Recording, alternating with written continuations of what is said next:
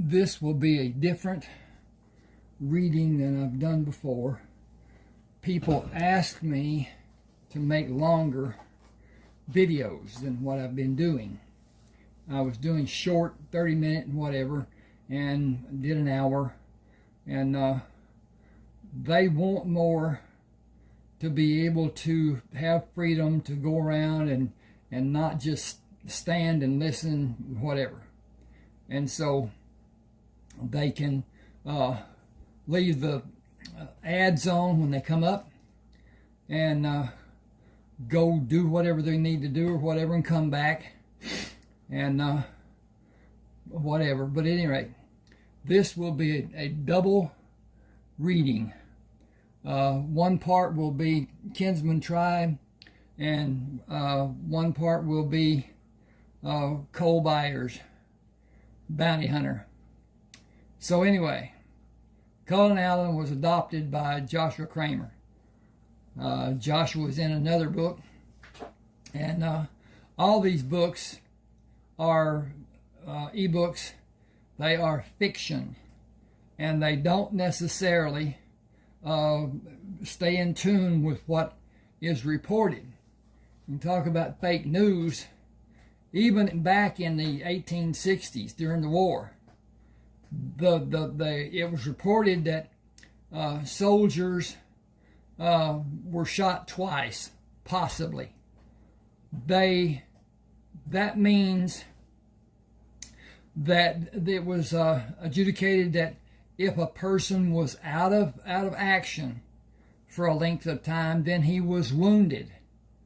If not, then he just had a scrape. It wasn't any big deal.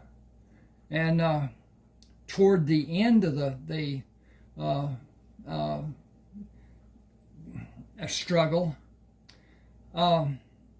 the supplies to the Confederate troops up in Ohio, the Virginia area, Pennsylvania, whatever, they didn't get through. They were what do you call it? I want to say ambushed. Anyway, they were ambushed as far as that goes, and the supplies were taken. And toward the end, Lee didn't lose the battles. What he lost was men, because he couldn't feed his troops, and they didn't have supplies. They didn't have enough powder to fully charge their guns. And some of the people that were shot with those low velocity bullets were hardly even harmed. Yet, had it been counted as a wound, it would have been more than the two that was basically reported. I think there were some that had 3 and 4 and whatever. But at any rate, with this, I talk about the amounts of wounds that both, my gun don't shoot, I'm reading here, Carlton Brisbane and anyway, they were furloughed out from having too many wounds. And but anyway, that's different than this. But anyway, that's just a point of interest for me. The facts that were reported, they weren't any more accurate than they are now to some degree. But at any rate, what we have now to me is disgraceful. When we have a news broadcasting, even newspaper, the newspaper is more accurate now than it used to be, but it's still slanted. It's slanted on, and I'm not going to say that word, but you know what I'm talking about. And our president is maligned. Even the courts are against his doing what he's doing. There are all kinds of people with all kinds of objectives that are saying what he's doing and the reduction and blah, blah, blah is hurting the economy. What they're saying is it's hurting their wallet, and they don't want that wallet hurt. And those are rich people. Not. I don't mean a couple 100,000 or whatever. I'm talking about rich. and some of the people that we have. Why would somebody spend millions of dollars to have a position in the government that pays $174,000? But anyway, that's me. Anyway, I got that rant over with. I'm going to start here with Cullen Allen. And this is Kinsman Tribe Part 1. It's done in 2 parts because it's long. At any rate, here we go. Cullen Allen stood outside the light of the fire, looking into the camp. He was partially hidden by the shadow of a large oak tree as he watched the woman he earlier followed from outside the camp. She stopped near her rumpled bed to spread the ground sheet, flattened the blanket over it, knelt on the blanket, and laid full length on the blanket. Turning her head, she looked at Cullen and smiled. He smiled and watched her pull the edge of the blanket over her shoulders and closed her eyes. He said, "You are as close as I will allow." A man moved to stand behind a tree a few feet from Cullen's left side. "What are you doing here?" Cullen continued watching the woman. "You are on my land. You came to me with an old, wore-out gun that I judge will not fire and a dull knife, yet you are guarding the camp. Why do you stand guard without a trusted weapon?" "My gun don't shoot. We only have 2 that will. They keep theirs and leave this one for me." Cullen said, "You are on my land. Come out to show yourself, and I will not shoot you. You won't shoot me if I stay behind this tree either." Cullen moved to his left and threw his body to slide into a prone position, looking up at the unsuspecting man, who looked down at the gun Cullen held aimed at him. "Guess I better come out from behind this tree. I ain't never seen a man do nothing like that." Continuing to aim the gun at the man, Cullen pushed his body up to stand on one knee. "Move into the firelight. Is that your bedding on the other side?" "It be." "The sun will show in less than an hour. Fold up in your blanket." "I'm guarding the camp." Cullen said, "The camp is safe and I will be awake. Don't argue. I did not ask. You are on my land." After the man followed his instruction, Cullen moved slowly into the firelight and looked down at the woman. He wondered at her beauty. Was this a woman or an aberration? Long hair, long black shining hair with full lips under her turned up nose, the most beautiful face he had ever seen. Her body was evident, even partially hidden by the bushes and the dim light. The edges of her mouth slowly lengthened into a slight smile. Cullen moved to sit with his legs crossed, resting on the oilcloth near her. He turned his hand to rest palm up on his right knee. With her eyes slightly open, she pushed her hand into his, moved closer into a comfortable position, and closed her eyes. Cullen sensed she slept, as her smile faded when the muscles of her face relaxed and her breathing became regular. He continued sitting near her and gently closed his fingers to firmly caress her hand. Dawn broke the darkness in the east, giving enough light for the other 3 men to see Cullen and become alarmed. He moved to the position he stood in earlier, protected by the tree, and watched the woman when she gently pushed the blanket away from her body and moved gracefully from the blanket to add dry tree branches to the fire.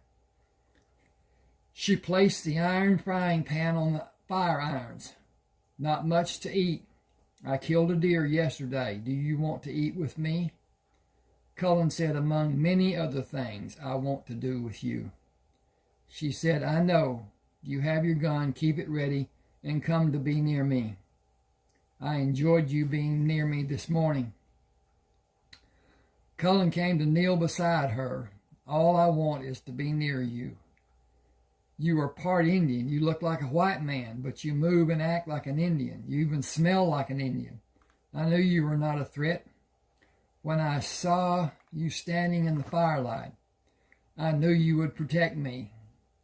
He said, "With all that considered, do I feel like an Indian?" "Yes, and more.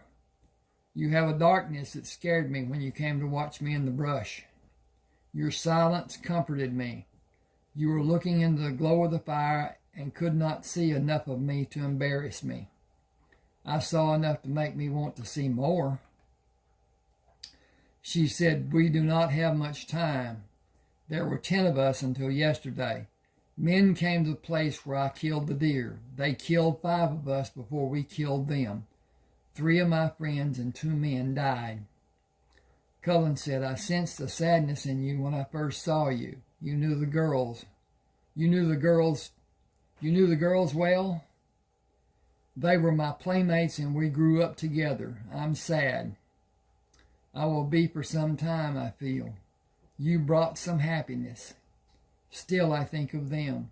They were full of life and deserved to have long, happy lives. The man Cullen talked to earlier moved from his bed. You still here? The 3 men sat up to see the gun Cullen held. I am friendly enough. Just keep your senses and do as you need to do, but leave your guns where they are now. If I wanted you hurt, it would have happened earlier this morning. One man asked, who are you and why are you here? Why are you with Alandra? And Cullen Allen, you're on my land. I choose to be with Alandra. He asked her in a hushed tone, will you stay with me? I am an Indian. I will not be accepted by your people. They will welcome you and keep you safe. I want you to stay with me. She said, I must go to my family or they will consider me to be dead for disrespecting them. I will never be able to see them again. They will turn on me and I will be their enemy. They will never forgive me and I can never go near them again. Excuse me. I will lose all in my family. Cullen asked, will you come to meet my family? She asked, are the Indians? Some are mixed as I am. She said, these men with me will not go. They cannot go. I cannot go without them. I cannot be out of their sight and be alone with you. I cannot be alone with any man. How can we be together? I must tell my family. I cannot disobey and live with them. Without you, I will always have need of them. I will always need them. Cullen asked, will I be allowed to go with you? You cannot meet my family until their permission is given for us to be married. We must be married before we can be alone. It would bring shame to me and my family. I would be killed and my body would be left for the animals. I would be considered an animal. He said, you have been educated. The priest at the church in Nacogdoches gave me assignments and challenged me. I need to tell your family I'm going with you. I need to tell my family I'm going with you. They need to know where I will be. If you leave me, these men will not allow you to be near me again. Your boldness... Wait a minute. Okay, that was Cullen speaking. Cullen said, I need to tell my family I'm going with you. They need to know where I will be. I need to just fix that. Hang with me just a second. He said,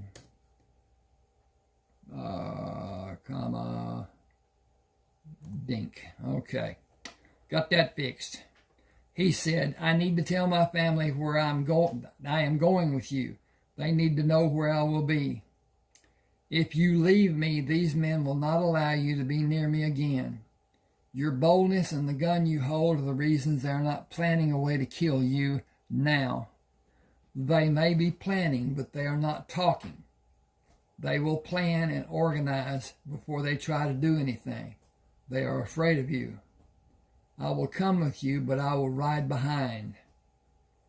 She said, we are 3 days from Nacogdoches. How will you sleep? I will while I ride. Will you warn me if they're planning to make an attempt? I will, and I will stop them if I can. Alandro rode between the 4 men with Cullen directly behind her. Each time one of the men looked back, the gun Cullen held was pointed at him. Excuse me. Both nights after the evening meal, Cullen moved away from the fire.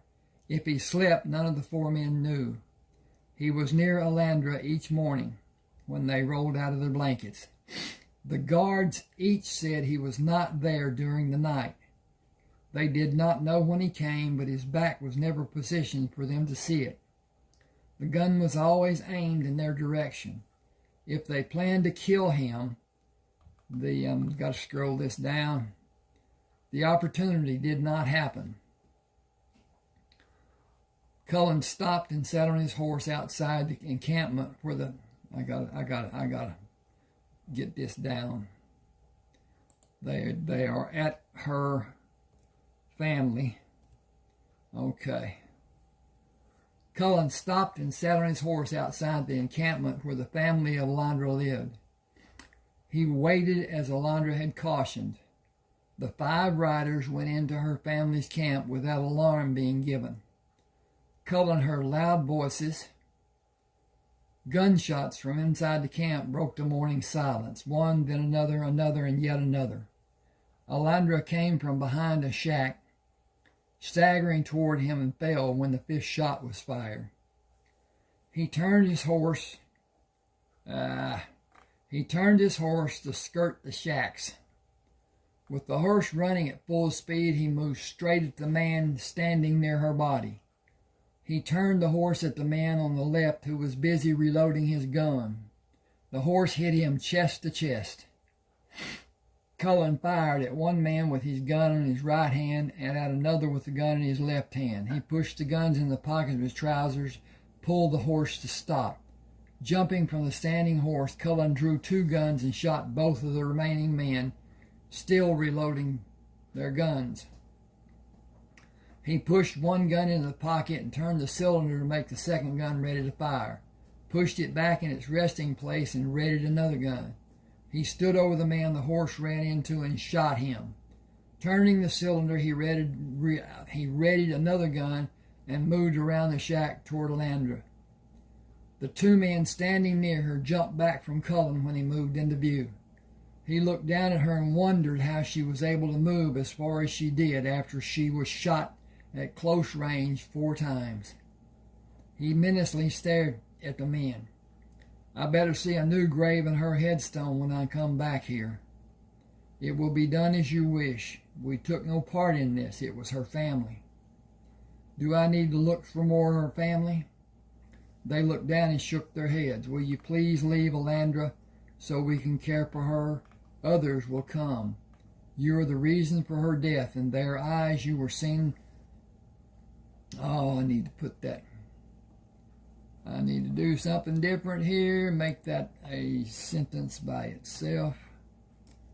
Okay. You are the reason for her death. In their eyes you were seen as a white man. There are too many for you. I will kill many of them before they get me. I got to do something here.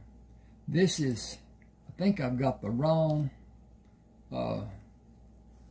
setup. But anyway. The man raised his head. You will not need to kill any more if you leave. They will not come for you. They will only protect our people. Cullen mounted his horse and rode toward the tall church steeple in Nacogdoches.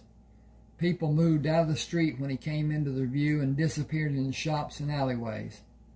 He tied the horse at the rail in front of the Silver Star Saloon and went inside. What will you have? You're new here and your first drink is on the house. Beer will do. He drank a sip and put the glass on the bar, turning his back to the bar and watched the men playing cards. Several men stood near the table, holding drinks. 3 men sat at the table near the back of the saloon, and a solitary figure sat at the corner. Light from the front windows fell short of illuminating the corner table. Cullen could not fully see the man's face. Girls in short dresses hung on to the arms of several of the men. Cullen intended to enjoy his first drink before he started back. The beer was not enjoyable for him, and he did not want the liquor sitting on the shelf behind the bar. He watched the card game until he lost interest and went next door to the cafe for breakfast, came back into the saloon to watch the game again. He decided gambling was a stupid thing for a man to do, and he was sure one of the men was dealing from the bottom of the deck. He had seen enough. Nacogdoches was not a place he wanted to stay very long. 4 men entered the town of Nacogdoches from the west. He's been standing... Yep, this is the wrong one, but anyway. He's been standing around the saloon like he was some kind of a god, watching the poker game and the men drinking and watching the women. He's standing inside a saloon and he ain't drinking. What kind of man would do that? That's why I come to get you to help. What's he done to you? I'm telling you. Abby over at the saloon said she'd bed him for free. He's one of them Crammers from up north. He's got no business down here. We're going to send him back tied backward on his horse. It's going to go back with him sitting that away. Good enough for him. Should have stayed where he belonged. This is our town. It's going to send a warning to them to stay away from here. Come on. Cullen moved through the swinging doors of the saloon and stepped into the hard-packed street. Graham shouted, "Hey, you!" Cullen spun to his right to face the 4 men and brought his gun up with his left hand. Surprised by his action, Graham put his hand on his gun, alarming Cullen. Graham clutched at his chest and fell forward, and Cullen shot him. Cullen dropped the first gun from his left hand and fired the gun he held in his right hand to the man nearest him who attempted to raise his gun. With his left hand, he drew the gun from the back waistband of his trousers and shot the 3rd man. He spun around and dropped to one knee to face the sound of gunfire that came from behind him. A large, dark-haired man stood on the boardwalk. He held his right hand up with his empty palm held out to Cullen and his gun in his left hand pointed up. Looked like he needed some help. Cullen turned his head to look back at the 4 prone bodies. "Why do you think I needed help?" "Yeah, I gotta change this. Bear, dink, wappa." He came to his feet, still looking at the man, and slowly turned the cylinder to ready the gun. "You have 3 guns, and there are 4 of them. Are you going to use that gun or put it away?" Dink. That's another. That was Cullen speaking, and it's not done that way. Okay. I think I need to push that. Yes, I do. Okay. Are you going to use that gun or put it away? It is spent. It makes no difference one way or the other. You stand there another 3 seconds and it will make all the difference in the world. Why? Because I will shoot you not knowing what you intend to do. He placed the gun in his waistband. What can either of us do? You discharge the 3 guns you have and I discharge mine. How is anything more going to be done? My guns shoot more than once.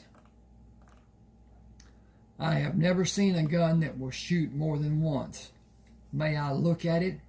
Naturally, I have no expectation that you will allow me to hold it. That would be foolhardy of you. Cullen said it would if you knew how to reload it. That is true. I suggest we get mounted and put this town far behind us. Those 4 have a large number of relatives in this town and in this area. I am a stranger to all the people in town except the bartender, and he does not know my name or want to know it either. He told me about the Claremont people. He does not like them, and he told me they were you were in trouble as you were leaving. Are you known here? I have no knowledge either way. I should not be, but I cannot say anything as a fact. I am surprised nobody has started this way to see about them. They have no need to look at the 3 I shot. They are dead or they are dying. I shot all three in their chest. I can't say where my shot went, but he went down and has not shown any sign of getting up. How can you be certain where your shots went? The accuracy of my guns. Okay, I cannot argue with you. My name is Kiowa Bennett. Cullen Allen. The bartender said you were a Crammer. Then I cannot go home and lead these people to my family who are indeed the Crammers. Kiowa looked up at the street. Here come the town citizens. It looks like they are prepared for battle. Everyone is carrying a gun. That is not a good sign, the way I see it. Which way will we go? Give me a pause here just a second.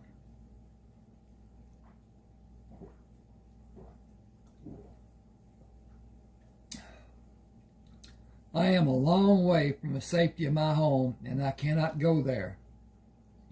Do you have a safe place to go? Just follow me.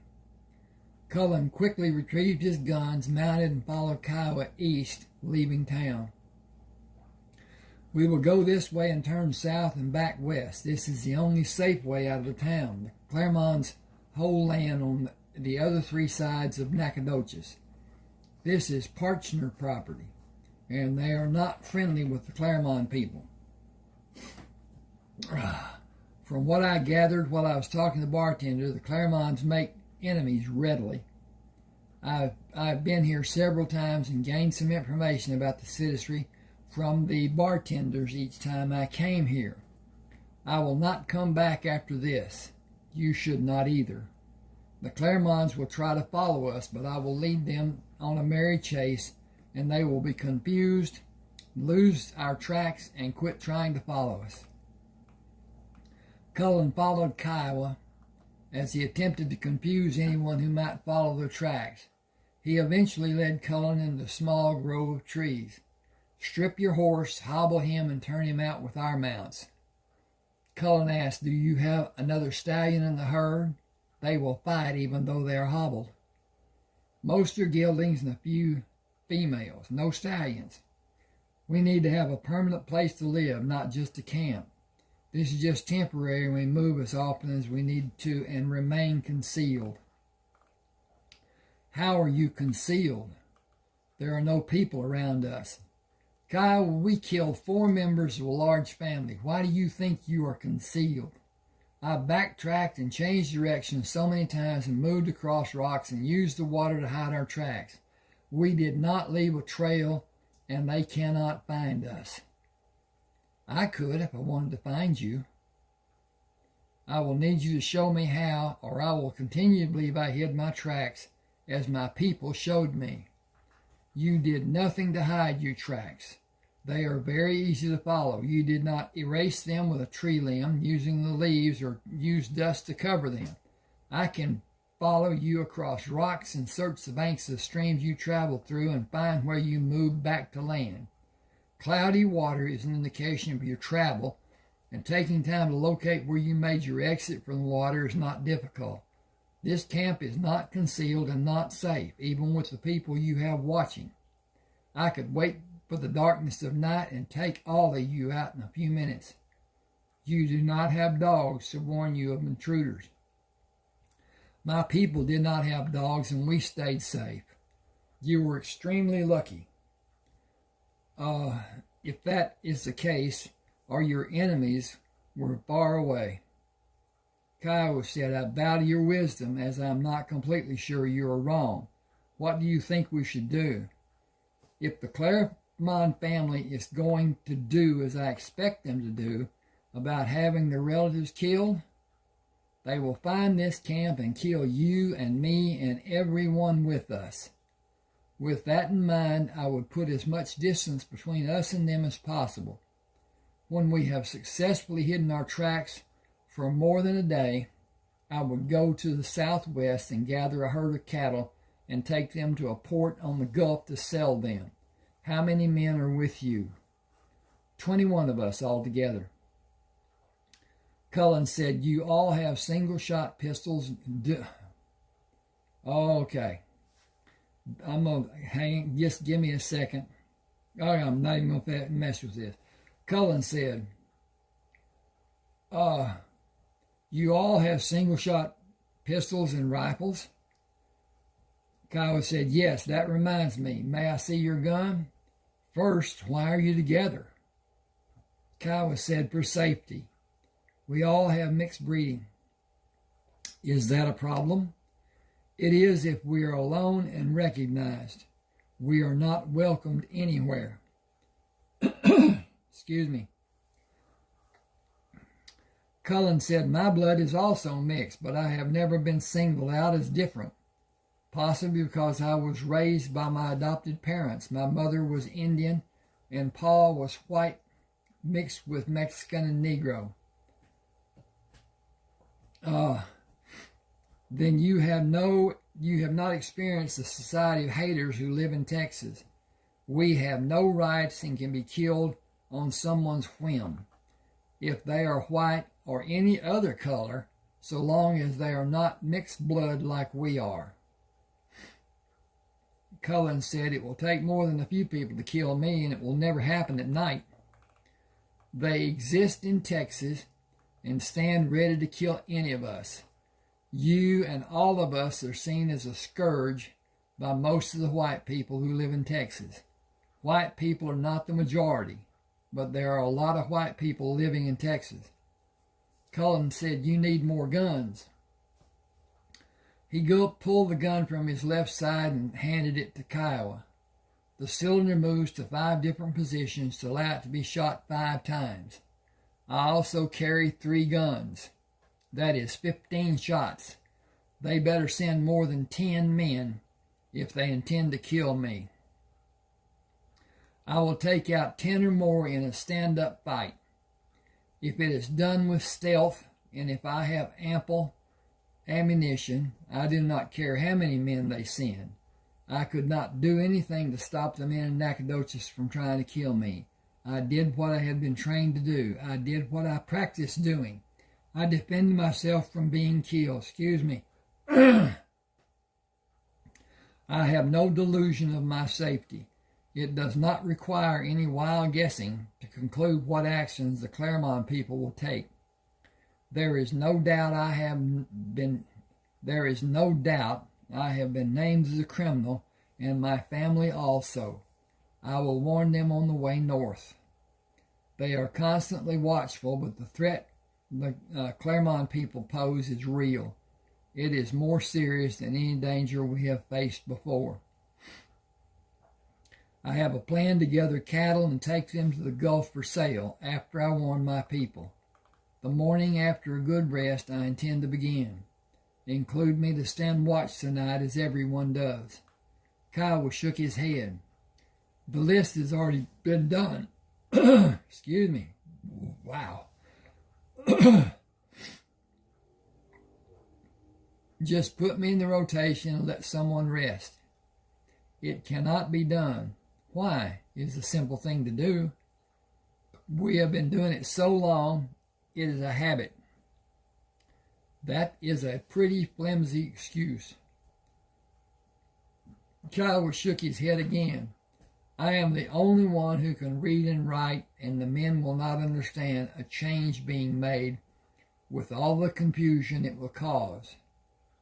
I am not sure what you mean. I can't just tell some of the men that there's a change being done. I make them stand in 4 groups as the 4 guard positions. Line each group up in order of duty. While lining each up, they know what men will be standing guard with them each time. They know the others on duty before their turn, the ones on duty after them. Kiowa said, you look white. You do too. I cannot stand guard for that reason.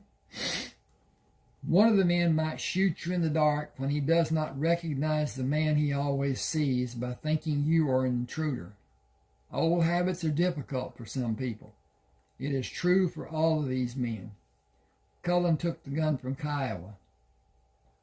We will start to rectify all those areas when we have sunlight on the way up north tomorrow.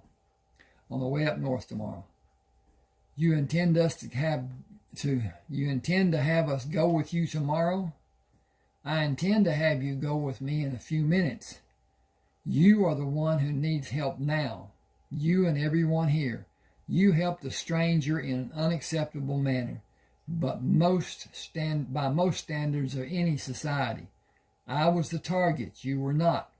With our acting as we did together, 4 Cramers are dead. I have no illusion of my security or yours, and the more I think about it, the more inclined I am to believe leaving immediately is the best course of action. I could track you here, and if there is another skilled tracker to bring the large force to attack this place, we will all be dead in a short time because we have little firepower and a small number of rounds. I have more firepower in my guns than all of your men together. Once we are surrounded, we have no hope of defending this position. I think you have all been very lucky in the past, and luck comes in streaks most of the time. It might be better to plan what needs to be done and not rely on luck alone. You want me to come with you. You can all come with me if you like. You all banded together for safety. You have a new threat. How will any of the men survive if you are not in the group? How will you defend against a large force such as the one the Cramers are probably going to bring to find and destroy all of us? We built a bridge across a river up north. With the river on our south side, we only need to defend the other 3 sides. The east side is heavily wooded with a tangle of brush and vines. That is an excellent course for an experienced woodman. It is a nightmare for the common man, and the watchtowers guard the open ground an attacker will need to cross. With superior firepower, our few men will easily defend against a larger force, with probably no loss of life for us. We will fire from protection. While an attacker has to show himself to shoot, he will become an easy target. It would be a catastrophe for anyone to attack the home where I lived as a child, or the compound up north at the river, with us well armed and defending it. Your men need training.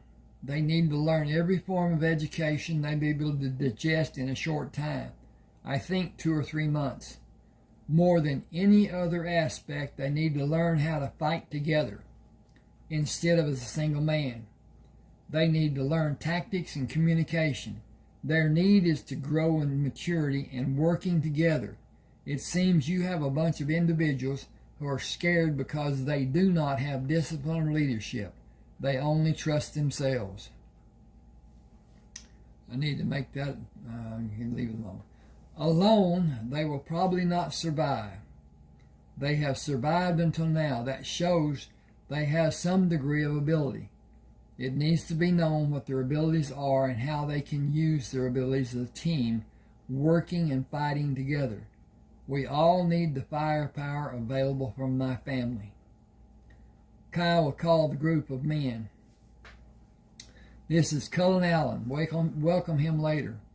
I want you to see Cullen's gun. It will shoot 5 times without reloading. I witnessed Cullen being called out by 4 Claremont men in his quick action of shooting 3 of them. I shot a 4th Claremont. We aren't safe here and we should leave. Cullen has a place up north. He believes it to be our best chance. I'll go with you and wish all of you would too. I will go with him. Excuse me. Boy, it is springtime in East Texas, and the pollen has got to me. And so the noises I'm making are clearing my throat, or attempting to, or whatever. At any rate, this will go on through the summer. because of pollen.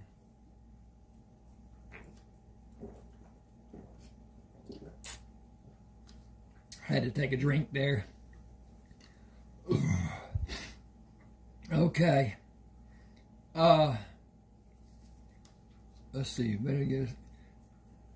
We've been together for safety, and the threat to all of us is more real than it has ever been. All of you are not known to have been involved in the killings, but it becomes known that you're with me. But if it becomes, you will be a target too. I am certain the Cramers will do all that is possible to find me and Cullen, and probably all of you. I do not regret that I helped Cullen. I would have done the same for any of you. I believe Cullen would also. He is the type of man who will not stand by and watch an injustice being done. That's true for every man in this camp. Cullen told me he could find us by following the tracks we made coming here. I have no reason to believe he is wrong. There may be others who can. With that in mind, we cannot stay here and trust that we're safe. We must take every precaution to be certain. I made my choice to leave and go north as I believe it to be forced on me. You will each need to make your own choice. The men continued standing as they had been and remained silent. Kiowa looked at Cullen. What needs to be done? We need to organize. Our union will be by voice, but one man will need to be the voice for everyone, with any one of us as a designated leader. If it comes to a point of disagreement for me, I will go my own way. I have lived too long to allow someone to jeopardize my safety. I will acquiesce to anything being chosen to do that is safe. I will not if I judge it to be unsafe or life-threatening. You all know each other. Pick a person to lead. Kiowa looked around the men. Anyone think you should lead? Anyone think you have abilities greater than Cullen's? Max Ironlegging said, we all came to you. You've been our leader. I don't have the ability that Cullen has, clear and simple. If you leave it for me to decide, he is our leader. Cullen raised his hands. I will suggest. At times I will suggest loudly. I have been trained for a great part of my life to do things none of you have been taught. I do not have military experience. I have military training. I do not have leadership experience. I do have leadership training. I do not have formal education. I do have knowledge given by teachers who do not have a formal education, but I have abilities beyond many so-called educated persons. I have training that will never be taught in any school, elementary, secondary, higher, or formal. He looked around the group. My plan is to teach you how to read and write and give you books of your choice to read during your leisure time. I will show you methods of defending a position and attacking other positions as a force working together. I will show you methods of gathering, herding cattle in the daylight hours and at night. My plan is to herd cattle and sell them to the riverboats on the Gulf until a riverboat captain will come upriver to buy the cattle. Excuse me a second.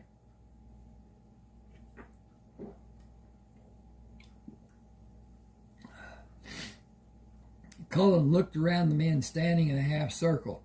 You can go to the northern compound with me and remain there safely for any number of days you may like, as long as you respect my family. Outside the inner circle of my immediate family, there are a few white people and a few are of mixed blood. The others are Negroes. If you do not object, you are at liberty to join me and have a life you will not readily have if you remain solitary. Corey Yellowhand said, I got no problem with all you just said we will do. I got a problem with knowing some of what you said. I ain't never heard some of those words you used. I looked around while you were talking and saw some of the blankest flat faces I have ever seen. Grown men with their mouths hanging open. I will not apologize for my speech except to say you all have the opportunity to learn if you come with me. I suggest packing the camp and leaving here as soon as possible. There are far too many in this company to be able to cover our tracks. We may be followed. We will travel as fast as possible, as far as possible. It will take 3 days to get to the river. Take short rests and move out after those rest breaks. Wow, Pepsi. Travel at night when it may be possible and in the daylight hours. Kiowa held the gun out to Cullen. We can't travel at night. I will lead you and you will stay close, following in a single file. We can't take a chance of something being in our path. I can. If you all follow me, you can too.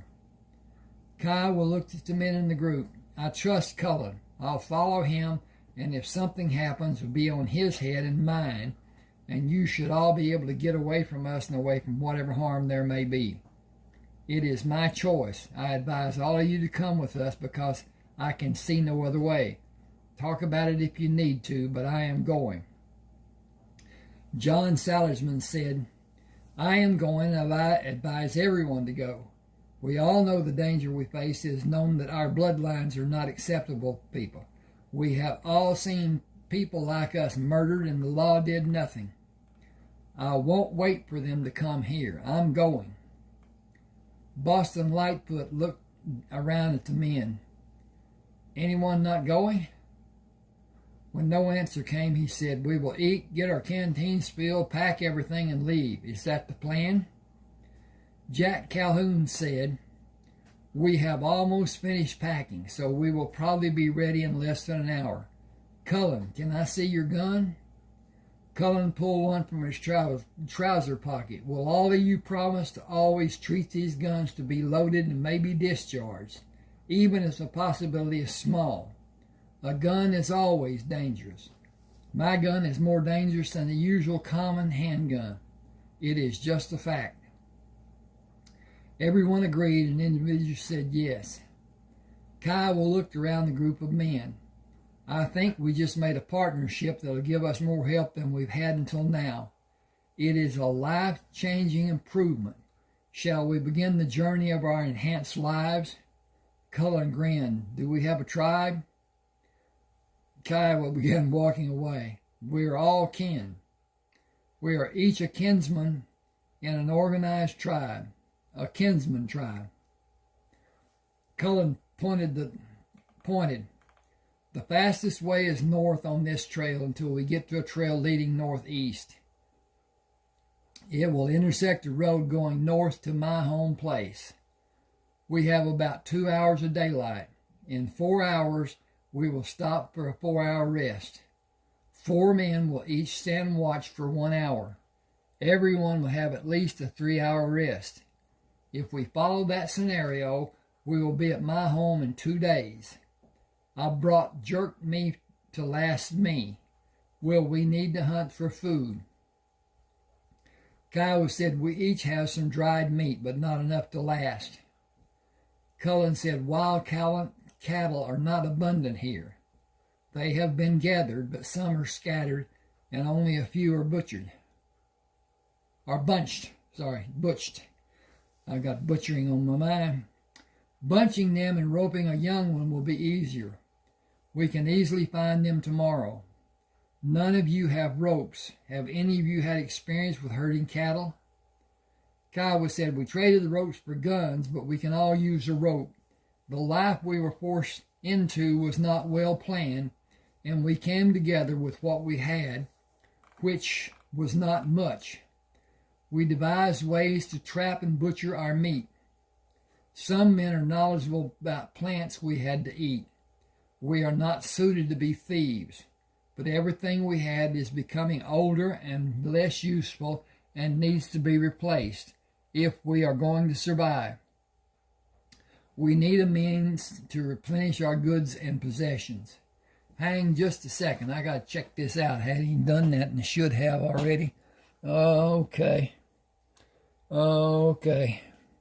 Okay. It's going okay. I want to interject here. Each of these videos have manual ads that I place the positioning to be where the changes are made, and so it's I can't tell you about it completely. Then YouTube is going to place ads in all the videos at different areas than what has been manually done. So they're going to add ads, make ads that are much more prolific in number than what have been. And what I'm going to do, I'm going to make less, place less ads and let those ads be in the place. So it will reduce the ads that will be, because they're gonna put the things on no matter what I do. And I hope with this being as long as it is, that when the ads come up, you will just let them run, get a drink, go to the bathroom, do the things you need to do, clean the house, whatever, until you hear me talking again. That will give me extra money, because the ads being watched, as far as the algorithm goes for YouTube, it doesn't matter that you see it or not if it's being played on your device. And that's part of my plan. My real plan is to sell my ebooks. And I'll either do that through Smashwords, they're $6.99 a piece, or I will garner the money from a person who sends it by Zelle, Z-E-L-L-E, and then send the ebook as an attachment. That will be the complete book, and most of them are around or near 80,000, which is what the people were saying they should be when I first started writing. I have books that are done in parts. Some are in 2 parts, such as this, Kinsman Tribe, Part 1, Part 2. Several are done in 3. Lovers, Lies, and Lilies 1 and 2, and Emily's Story is 3 parts. Emily's Story is a different story to some degree than what Lovers, Lies, and Lilies 1 and 2 are. Then, 3. Buzzard Shields. Buzzard Shields South, Buzzard Shields America, Buzzard Shields North. And the book is long. It's 972 pages, so it's divided into 3 parts. So, at any rate, that's 300 and some odd pages on each book. All right. I'm going to go ahead. Kyle said we need a means to replenish our goods and possessions. Cullen said plenty of cattle everywhere in Texas. There's a good market for young stock and pairs. You all need more than you have now. That should be, you all need more than you have now, not cattle, but possessions. No, you all need, I'm going to put support.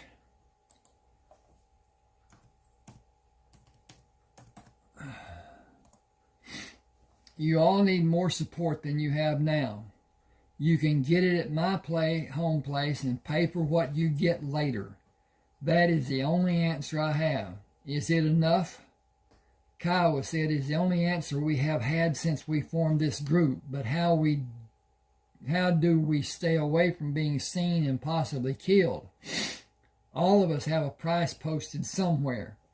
All it requires is our head to be presented for payment to be given.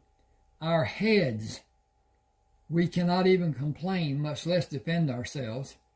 We are seen to not be human. Cullen smiled. Come to our land near Arkansas and learn. When you have been trained to fight and survive and become proficient with the weapons we will have, that circumstance will not be so tempting. We number 22 men, and we will stand against an army of less equipped men. No one has our type of weapons.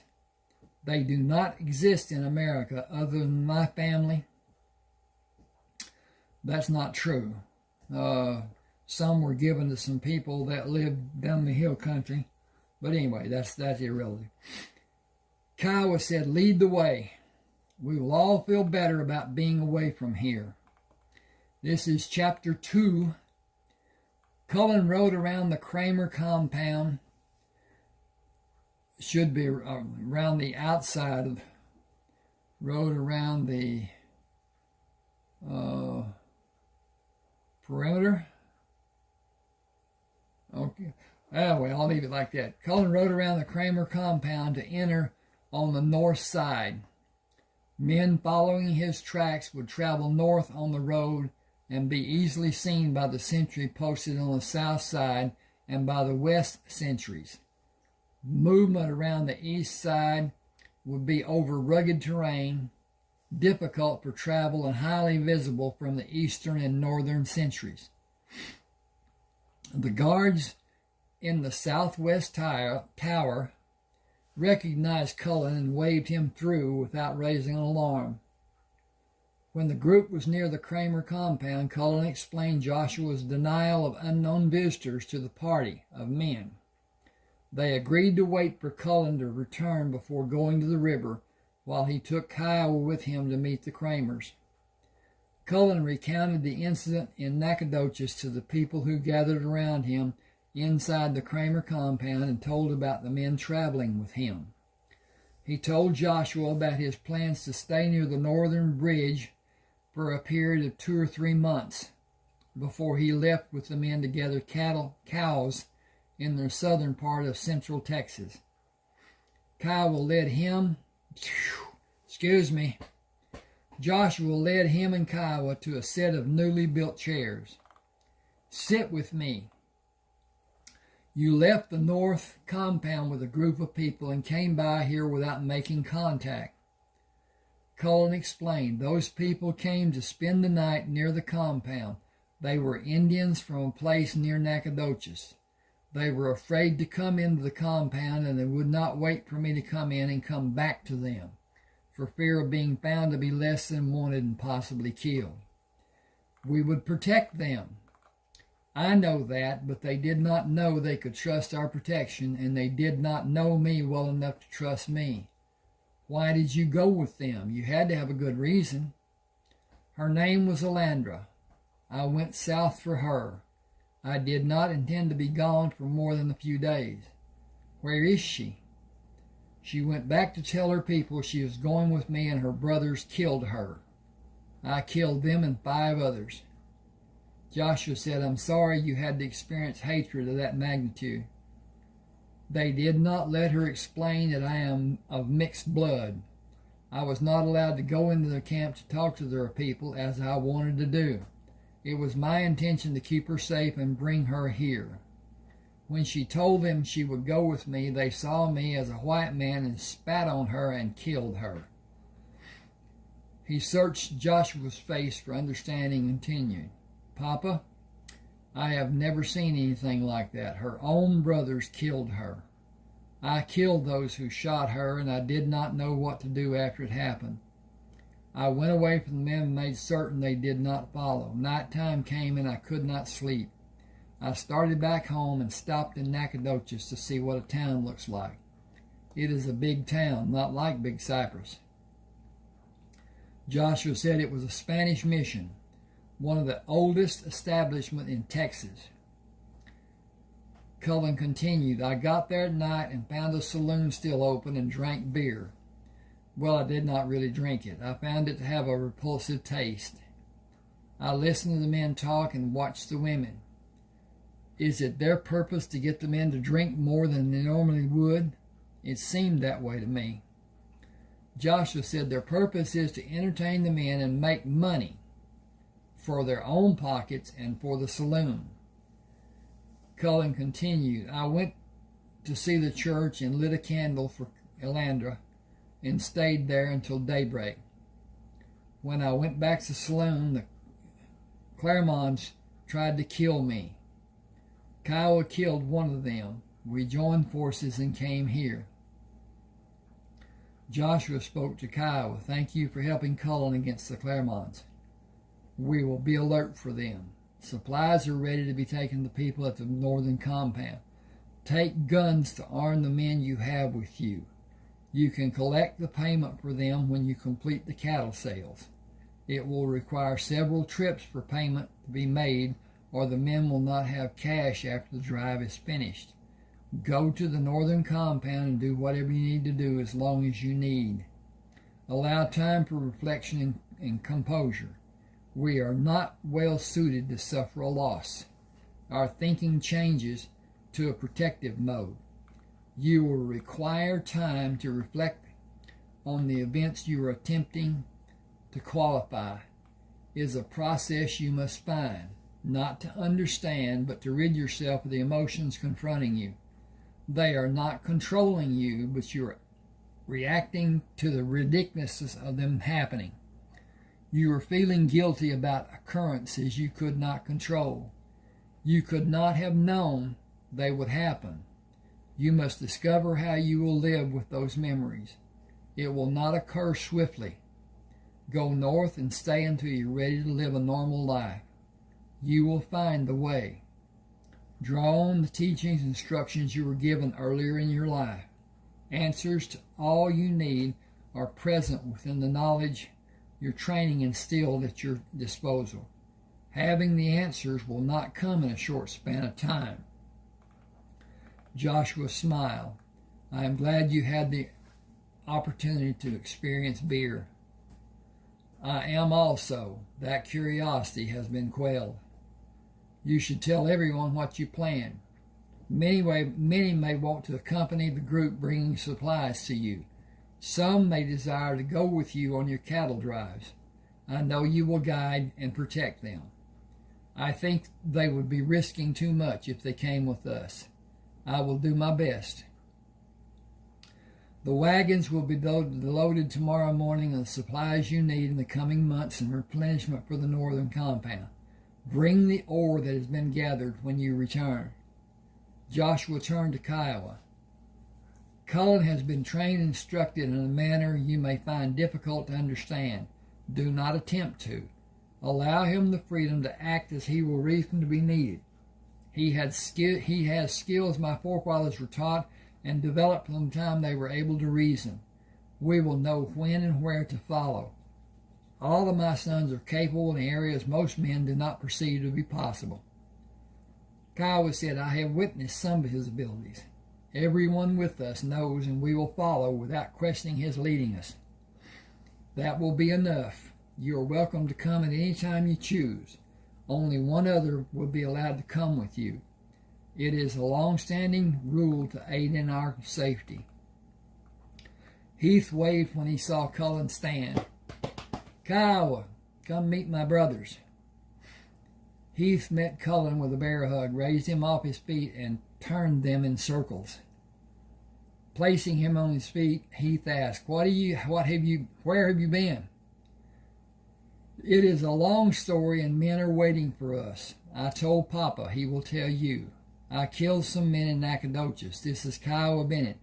He killed a fourth man when he thought I needed help. We will go north to stay for a time and come back to gather cattle south of here to sell on the Gulf. He hugged Sherman. Kiowa, the man you just did this little dance, the man who just did his little dance with me is Heath. This is Sherman. Heath shook Kiowa's hand before Sherman said, thank you for helping our brother with his need. You are always welcome. Cullen asked, will you come north and visit? Are you expecting trouble to come to us? I do not know what may happen. We number 22 men. Papa will arm and supply us, and I will instruct the men about the guns and strategies. We will stop to visit on the way south when we are ready. You could help if you come up, even for a short visit." Sherman shook his head. "We should wait until we know what is apt to happen. I have an ominous feeling. You have a darkness that troubles me. How many may come?" Cullen said, "Too many of them live in Nacogdoches to make an accurate statement. They are a cloddish bunch." Sherman said, "We will prepare for them, and I have no feeling of imminent danger. Do you, Heath?" "I am only feeling Cullen's disturbance. You defended yourself. Why are you so disconsolate? What happened before you went to Nacogdoches that has you upset?" "A woman I met was killed." He said, "You should have come home. You were not in the frame of mind to act as you knew to do. You are not even now. It would be better for you if you stay with us to have our support." Cullen said, "I know how to do what is needed. I could not foresee her death. She would still be alive if not for my actions. I cannot correct or qualify it. Papa told me to go. I need to be busy and find my way. It will not happen quickly. I would be a disturbance if I stay here." He said, "I am not needed here. I will drive a wagon. You need me." Sherman said, "Let Heath help. I feel you're struggling to escape rather than confront your grief. Escape will ease your difficulty only slightly.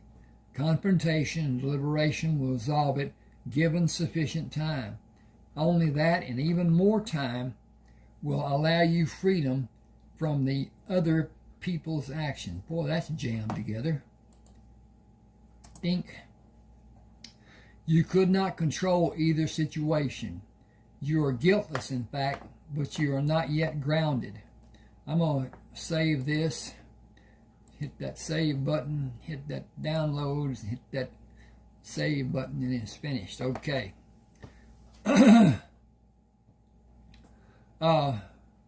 Only that and even more time will allow you freedom from the other people's actions.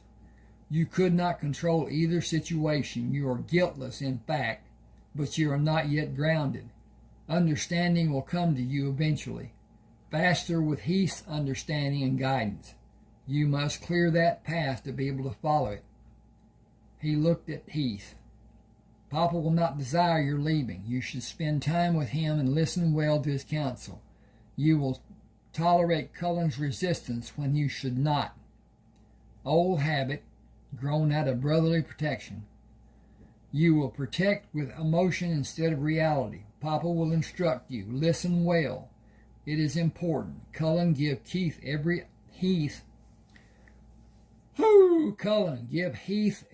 iota of information. Do not attempt to protect him, as you will be driven to do. Fair enough?" He said, "It will be needed. It will not be comforting for either of us."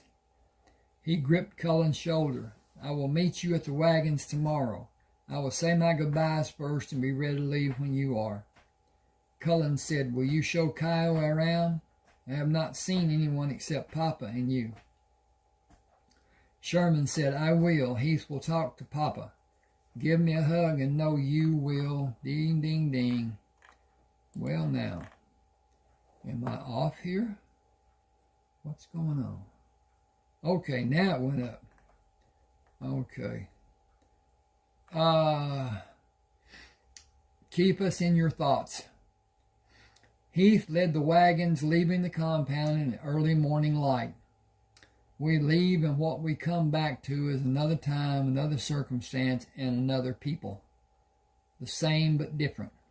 That is the sadness of leaving. Cullen rode beside the wagon. If we only left the sadness behind, leaving would be beneficial. Kiowa rode his horse on the opposite side of the wagon. I learned a lot about the Crammers yesterday. I will enjoy my next visit when I stay longer. I will learn more about many things. If you two will help, I will learn from you on the trip going north and after we are there. Okay. Heath asked, "What subjects interest you?" The three you talked like you could read each other. You shared an understanding of each other. I've known Cullen could understand the men in our group as if he had known us all our lives. I have a small understanding of the others because I have been with them. Cullen did not have that much time, and yet he knew their temperament and intelligence when we first met. He shows it when he speaks to each of us. I want to be able to understand. He said, you have seen animals and known their temperament. It is that projection we interpret. You are by far the more intelligent of the group.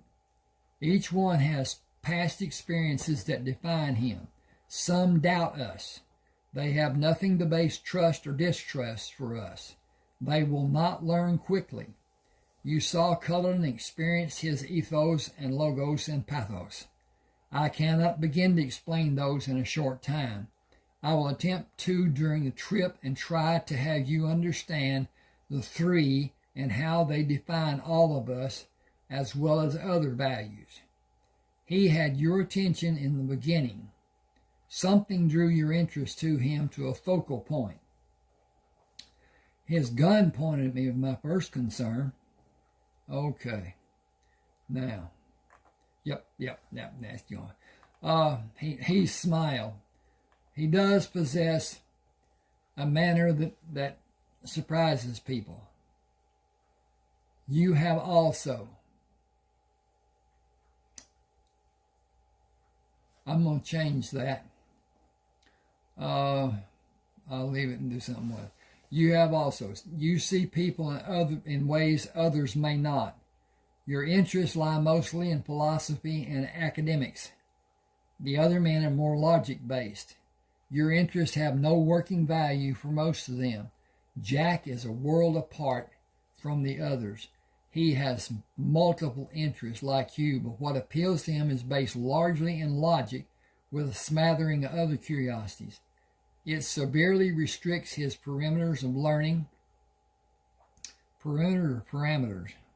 Well, better. Yeah, get on. And understanding. He will be a project for the three of us to bring him to study more diversely, as we were forced to accept all forms of education.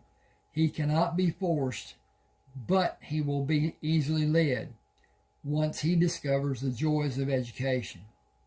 Kiowa said he's the only one who shows his emotions. The others are guarded. They are not the same in any way. I trust every one of them, but we are an odd bunch.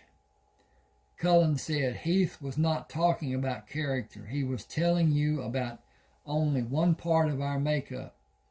Broadening our understanding is a living endeavor. Our education never ends.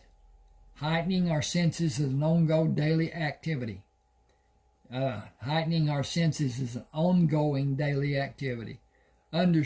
our construction and the world we live in is continual.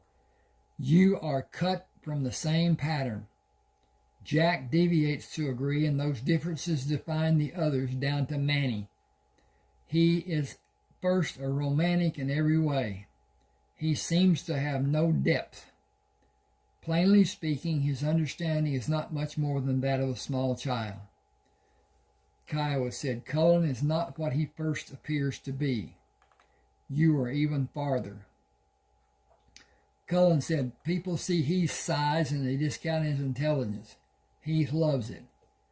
Kiowa said, I saw plants being loaded in this wagon. They are my herbs. Papa had a friend who had a strong interest in growing and cultivating herbs. We have always had a varied supply. These will augment the collection I have at the northern compound. I get more from a riverboat captain. He brings more each time and gives them to a storekeeper on the bayou south of our home. He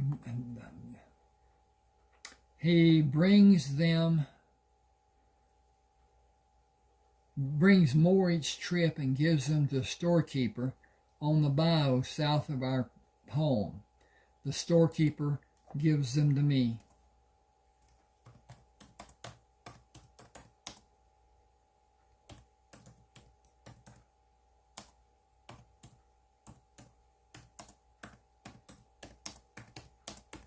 Okay, got that part done. Got an extra T in there. Okay, I'm going to hit this button up here, and hit that button right there, and hit that button right there, and be done with that button right there. Okay, that part is saved. Cullen said Heath has herbs he propagated from other types. They have medicinal properties and enhance the taste of food. Kiowa said you had instructions beginning in your early years. Learning was easy during that time. I worked on our farm with my brothers. I never saw a book until I was 17. I learned to read by myself and later taught my brothers. My ability to read is slight, mostly because I have only 2 books to read. My older brothers played games using words and taught me to develop the use of words I did not get from reading. I took the big words and asked the preacher how to use them. He had me write a list and then make sentences to use them. I became better versed than most. Heath laughed. Excuse me, not laughing at you, but the thought I had. I have many books in the northern compound. I am anxious to read, and 3 boxes of new books in the wagon. I have new... I need to change that because I got a comma here I don't need. Dink, dink, dink. Word does that. Word changes punctuation. Word changes words, which is really bad. And editing is difficult. Anyway, he says, I have many books in the northern compound I'm anxious to read. And 3 boxes, there's another comma. An and does not need a comma. And is a conjunction. Why should it have a comma? Okay, there are places, yes, but not just all the time. And 3 boxes of new books in the wagon. 1 is about knowledge of how to cross-pollinate plants. You will have a library to select a book of your choice. Cullen said, after 3 days we will be there. He said there are no hostile Indians in the area we will pass through. Men who live by theft and murder are always a threat. Tonight, before the guards are posted, the men will be instructed in their new weapons. We will not have a threat when the weapons are understood. No practice is needed to learn how to fire either the handgun or the long gun. They are accurate. Sighting and discharging properly will bring their accuracy to bear. That schooling process is almost instantaneous for a man who's ever fired a single-shot handgun. Deliberate use will overcome known fears of the old guns. There's nothing to be feared with our guns. There are no powder flashes to burn your face, your hand or face. There are no powder flashes. Cullen rode back to the rear of the wagon and brought out a handgun. Take this and practice sighting without pulling the trigger. Feel the gun. Know that if you are only pointing it at a target as you would your finger, you will score a hit. I never aim in the old stand and sight down the barrel method, as it wastes precious time. I am proficient in using my method. Kiowa said, I witnessed that fact in Nacogdoches 3 times. Our trouble with the Clermonts was one reason I wanted to come with you. Another was the guns. We were nearing a crisis, and you held an answer for all of us. There were many other small reasons. He said you were brothers from the beginning, or Cullen would have instinctively shot you. Kiowa said, you think so? I know it. I know my brother. While they continued following the trail, Cullen and Kiowa distributed unloaded handguns to the men in other wagons, to the men on horseback. Become accustomed to handling them and how they feel when you are preparing to fire. When you feel comfortable with them, place the gun where you will carry it. Determine if you can safely carry it without causing it to discharge. We will cross a creek in another hour. Water the stock and move across the creek for a short rest. Water the mules and place your feed bags over their muzzles. free their heads while they feed. Okay. Leave them hitched until we stop for the night. When you are standing practicing pulling the gun, when you are standing, practice pulling the gun to fire it. After you've done that action, I will watch and instruct you on what I see as your strength or weakness. It is important that you are safe. The guns have more firepower than your old guns with less recoil. They will hit whatever they are aimed at. If it is your leg, you will suffer and live longer than you desire. It can be prevented if you learn not to do certain actions. Doing what you should do is safe for everyone. You will not fire the handguns before you at the northern compound. You will have long guns when you leave the creek and continue on the trail. They will hit a target a long distance from where they are discharged, with very little drop in the flight paths of the bullets. I'm going to end here, I think. See what time, yes. Now, with that in mind, please subscribe to my channel, hit the like button, possibly comment. All those things help, but especially the subscription and the like. Now, when you do the subscription, you'll see it on your YouTube page. It does not affect your computer whatsoever. It does not go on your computer. It goes on the YouTube page, and you can't find it unless you're on your YouTube page. The subscriptions, that is. So, at any rate, take the time to smash that button and smash that other button, and subscribe and like and possibly share. Yeah, but share with people that like to read. Okay, with that in mind, I am going to go to hang on a second. I gotta hit a couple of buttons here first. Save as, download, save, and that's done. Now it will let me close it. Okay, then this is actually it is oh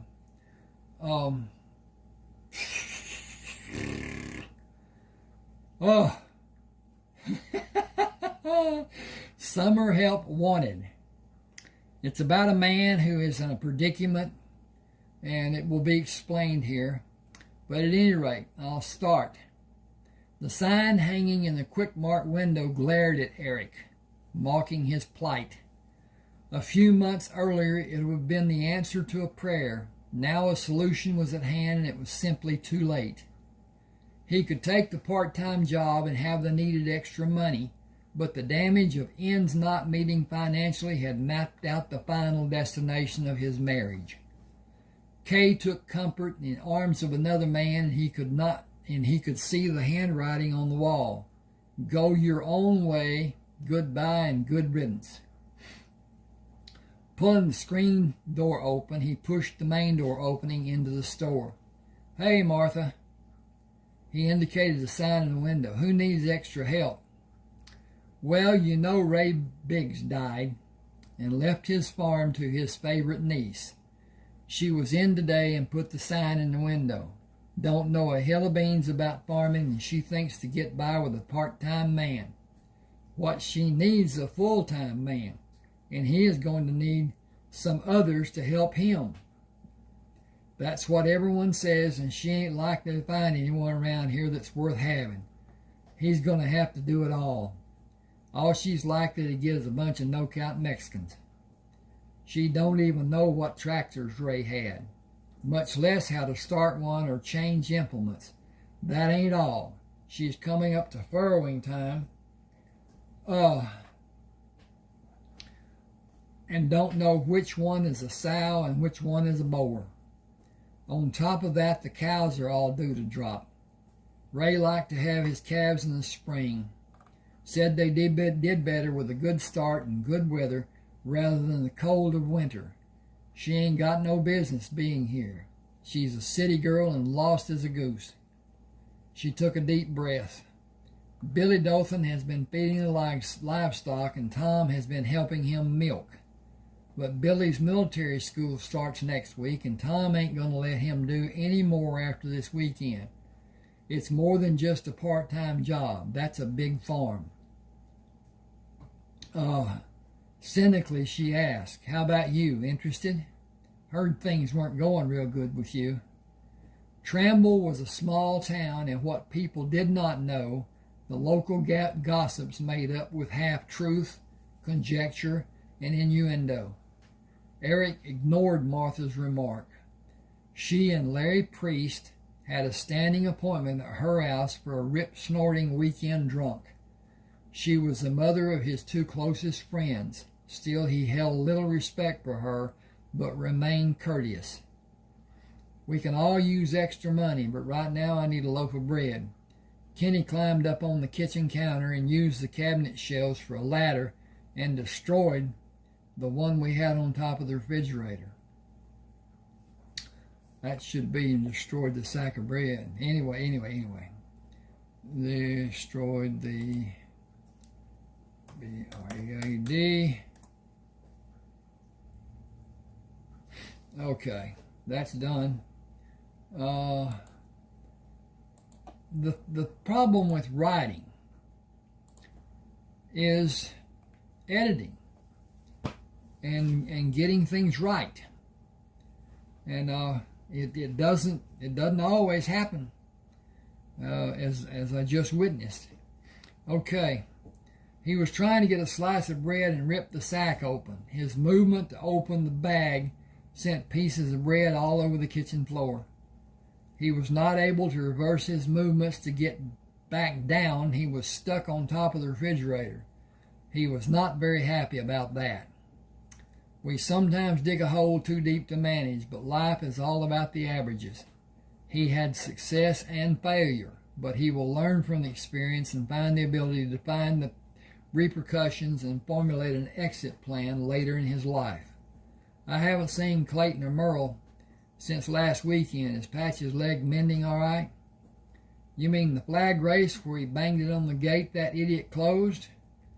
It isn't real bad, and the swelling went down real fast. He'll be ready to ride this weekend. He's hard to beat on the barrels or flag race, but only Clayton can ride him. Only him, too, and Patches won't ride double. That's why we got him so cheap. Eric knew Patches acted badly when he was allowed the freedom. Unknown to Martha, Eric held the papers on Patches. Eric, Merle, and Clayton shared what little they had. Patches was considered Clayton's horse, and Eric had ridden Patches after Merle bet $500 gazillion that Patches would put him on his butt. Merle lost the bet, which was made by two good friends. They were always betting some outlandish amount and knew it was only made in jest. Eric rode Patches to keep the steer riding straight or hazed when Clayton and Merle bulldogged from Eric's horse. Clayton hazed from Eric and Merle while they bulldogged using Eric's horse. Their partnership began at a rodeo when Clayton offered to haze for Eric in exchange for Clayton's use of Eric's horse in team roping with Merle. Their association grew over the years into brotherly love. Here's the bread. That'll be 35 cents.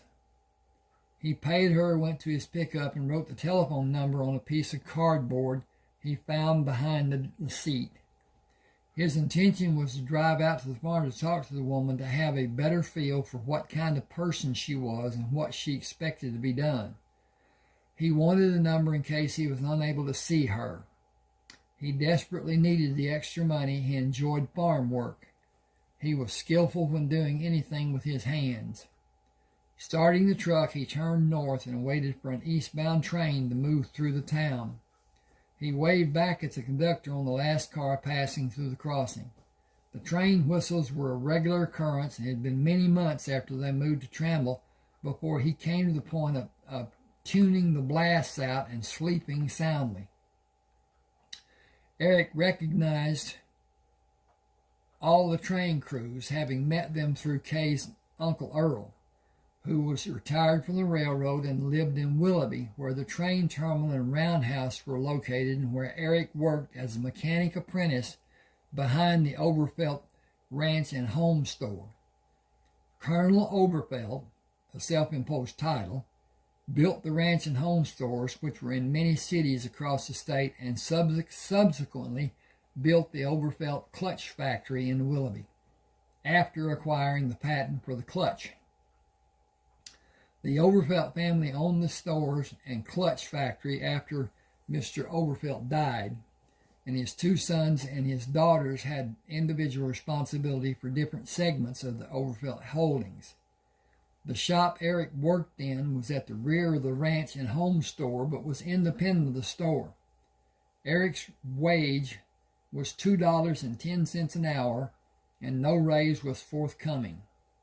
He drew so little the company's only deduction was Social Security. He had veteran benefits from his service in the Navy and did not participate in the health coverage plan. Kay had insurance for herself and the two boys through her employment at the finance company. She excluded Eric without discussion. It was only a single act of the many unforgotten slights, which was leading to the final episode in the fiasco their marriage had become.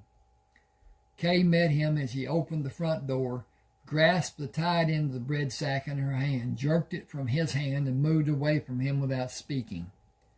Silently he turned and slowly walked back to the truck. His life was in shambles, and the end of his marriage would be the catalyst to bring complete destruction to the life that had been. He held no illusion that he could financially survive the impending divorce. In a previous time, a man without substance could have children, be divorced, and continue to have somewhat reasonable life. The sympathies of the modern courts usually favored a woman. The children involved the man. With children involved, the man was usually financially ruined. She was often granted everything, and in some cases even more than everything. He had friends who had been divorced, and the judgment of the court gave the wife more consideration than the wage the divorced husband earned. Some took out loans they were unable to repay, leading to bankruptcy and further court costs, which they became farther behind in payments to the ex-wife. Eric felt the result of the divorce would be a financial loss he could never overcome. Kay and Eric had very little, and it was mortgaged to the fullest allowed. Everything he had would be lost in a divorce. Jointly held possessions was the only glue holding them together. He knew they had to make the best of a bad situation and find a way to have closure from the sadness of an untenable marriage. Starting the truck, he watched as Kay opened the curtains of the window to look outside. She quickly closed them when he waved. Deep sadness had torn at him for a period that seemed to have existed throughout his recollection. Tears had never been shed. He felt a release would never happen. His marriage had died, but there was no body to lay in the earth and cover. Oh, okay. I'm going to get up here and do this, and yeah. I think... Okay, we're still working. Okay. Bumped the table. Sorry about that. That kind of hurt my knee.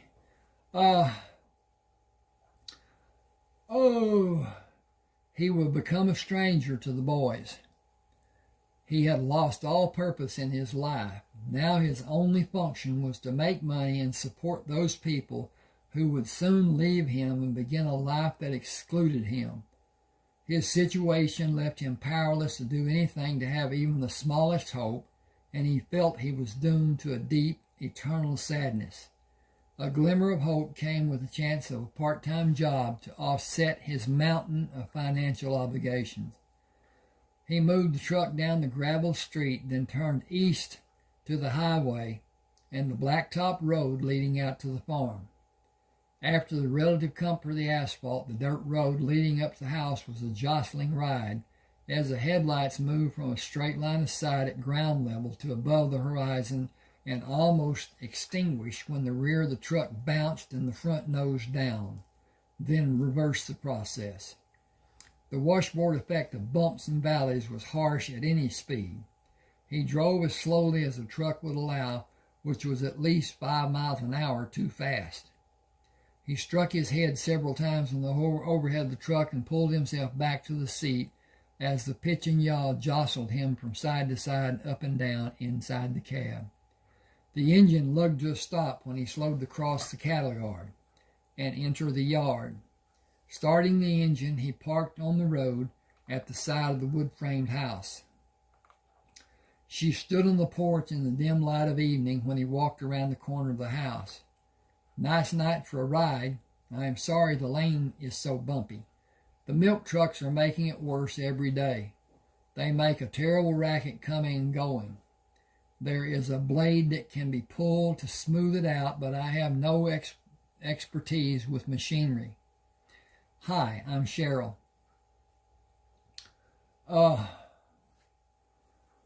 She extended her hand as he made his way up the 5 steps to the porch, pulling him gently toward her when he took the final step. "I hope you're bringing good news, as all else has been one bad load after another since I got here." She swung them around to bring him into the light when they began moving toward the open door. As she moved, light from the front room fell across the face of one of the most beautiful women Eric had ever seen. Blonde hair was exquisitely drawn into a bun that covered the back of her head. Eyes as blue as a pale afternoon sky, with only a shadow of cosmetics highlighting their companion lashes. He thought her nose was the most distinguished feature of her face. It turned up slightly, and her nostrils gently flared, then rounded perfectly. Her jaw was oddly square, but the oddity only enhanced her beauty. Full lips smile showing perfect teeth. "Did I say something wrong? You look so shocked." "Sorry. I expected a different kind of person than you to be here." "Different in what way?" "Oh," he stammered. "Well, more dressed up, more citified." Citified seems to be an expression people around here use very often. People are not often seen around here that citified would describe. I imagine Martha at the store would have been the first you heard it from. He realized he was still holding her hand and was not inclined to relinquish the comfort of its strength and softness. She did not withdraw. "You came to offer your help, and I accept. I want to keep the farm at least a year. Would you like to come inside with me? I have prepared tea. We can get glasses and sit out here in the swing. I am truly sorry, but I have nothing to add to the tea to make it more enjoyable. Excuse me a second."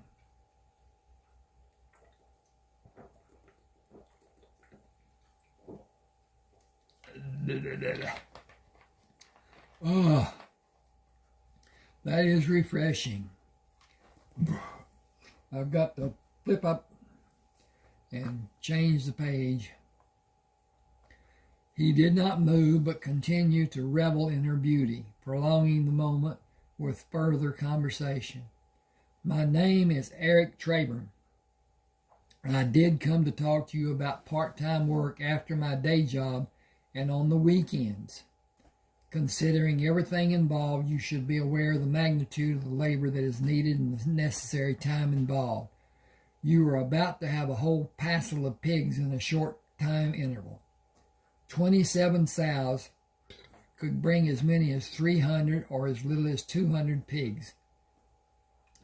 Either count as a lot of pigs for one person to attempt to manage, if he is alone. The babies need to be protected, or the sow will flop on them when she lays down, and her weight will crush them. Whole litters have been lost without crates being used." He paused, wondering if it was more than she might digest. "Then you must break off the prominent teeth of each piglet, or the sow's tits will be teats will be severely damaged, and the little shits will use them against the other littermates if they are not removed. Removing the teeth can only be done in a fashion that requires expertise of knowing where the break is done to not hurt the pig. He looked at her to be certain she was not squeamish about doing what was needed. The tails need to be cut off so the other piglets can't chew on them and maybe cause infection. The nabals must be dipped in a solution to prevent infection. He paused and continued when the expression did not change. Then the calves are about to start dropping. It is an involved process if it does not go well. All the fields have been plowed and only need to be disked and harrowed before planting. If we are planting soybeans, I would assume we will drill rather than plant. There is a flock of painting that needs to be done, and I only have so much time to give. Fences are a constant battle to keep mended. Counting the beef and dairy cows, there are over 150 head of mature cows on this place and 2 other pieces of ground located across the road. As she leaned closer to him, he held his breath, afraid she was going to discover something about him which would be a reason or just a feeling sufficient to cause her to mistrust him and not want him to work on the farm. You seem to know quite a lot about the farm. I've helped Ray. We were friends. He was one of only a few people that I could feel secure enough to talk to tell my fears, my hopes, my desires, even my hurts. We shared a lot. It's a small town. He stiffened and his grip on her hand tightened slightly. A look of anguish clouded his expression. It is a small town and everyone knows everyone's business, or they think they know. You will learn sooner or later that I am married, but it's in name only. It's near a divorce. The slightest thing imaginable may be the mechanism to make her leave. We barely tolerate each other, and each of her family members is a sadistic nemesis to me. They poison her mind and my children's. There are 2 boys. Kenny is the oldest. He will be 3 in 2 months. He came back from a visit to his mother's house 3 weeks ago and told me I would not be his daddy anymore. He said his aunt and uncle had told him I would not be. He paused to strengthen his composure. It is tearing me apart and the marriage too. The damage has already been done. Nothing is going to save even a shred of our marriage. I hate to tell you, but the youngest child's origin is at best dubious, and we have not had sex in God knows how long. She tried to tell me that we make love in our sleep. When I didn't immediately go along with that explanation, she said she got me erect in my sleep and I got her pregnant. He paused again. She is involved even now in an affair. I only say this to you because I would rather you hear the truth than the gossip. The townspeople may be what will eventually drive her away because they all disrespect her and openly shun her. There are some who will purposely drive down the middle of the street and make her move her car out of the way. He paused to see her reaction and continued. Willoughby has 2 branch offices of the finance company that she works for. The woman who got her the job works at the other office. She has not spoken to Kay in over a year, and she lives on the other side of Tramble. Eric hesitated. The only possible outcome is Kay's leaving. It's just a matter of time. We will lose most of what we have. I have no idea what the judge will do to me, but his record leans toward helping women. With that all said, do you still want me? Oh yes, absolutely. I had no idea about all the work that needs to be done. I only thought it would have someone feed the animals and milk the cows. Please come inside, then come out here with me. I have been enjoying the night and the moonlight on the lake. I think you need to talk. I know I need to talk to you. She moved toward the door and turned back to look at him when he released her hand. She took both of his hands in hers and brought him into the light. So much sadness at such a young age. How old are you, 23? I just turned 26 in January. I was a New Year baby. You were born on the 1st. Astrologically, that makes you very special and very talented, and a very hardline realist. At times too realistic and not imaginative. You have a hard time seeing opportunities because your view is sometimes so stiff. That's pretty evident from judging what I've done in my life so far. I joined the Navy when I was 17. I enjoyed the plane flight from St. Louis to San Diego. It kind of went downhill after that. I was far too young to be in the Navy. I hated it and most of the people I met while I was in. I got out before my 21st birthday. She pulled him closer. I was 23 when you were born. I was working on my degree in my last year of college. I took 3 years off to travel after I graduated. After that, I got my master's degree. College days were fun times. A lot of beer parties and a lot of other things. Those years helped me form some very important bonds, and that have led to contact with some very important and influential people. My major in college was in business. I enjoy my work, but I think I might give up full-time work to live here and only work part of the time. I want an easier, more laid-back life. Not a life of leisure, but an easier, less stressful life than I've had in the past. He smiled. Farm life can be enjoyable if you like the type of work it requires. It's boring and tedious if someone doesn't like it. I like doing the chores and farm living, but I would like to relax and do idle things like watch television sometimes too. Ray didn't want one. He said it was the devil's tool, and he may have been right about some people letting it take up all their time. He poured tea over ice in 2 large glasses. If you take him out to the swing, I'll bring ice and the tea pitcher. Eric placed the 2 glasses on the stand which stood between the wall of the house and the swing, then sat in the swing on the side away from the wall and held the swing in position until she could be seated. She sat on his right side, handed him a glass of tea, and swung her left arm over his head to rest in the back of the swing. Her left breast pressed into his right arm. He moved the glass from his right hand to his left hand and put his right hand on the top of his thigh. She stopped him as he raised the glass to drink. "Let's toast our partnership." She pushed her glass to his, turning her body farther into his. The contact had an immediate reaction from Eric. He edged his hand away from her to cover his erection from her view. He did not look at her and hoped the redness of his complexion was not visible in the dim light. To a lasting and productive partnership. He drank the tea, then drank again and asked for more, relieved when her body position was inches away from his after she settled back from pouring the tea. "Did Ray leave enough for you to pay a full-time man a minimum wage?" "I know a man who could come to work, but he is married and has to have a weekly payment. I am toying with the idea of my not being paid. It would only make the divorce settlement harder to live with. Will it be all right if I run some things by you about the operation of the farm?" "I will always expect you to do that and even more. I know nothing about farming, and I am turning the operation of it over to your capable hands. Set your schedule as you may need and make this a profitable operation.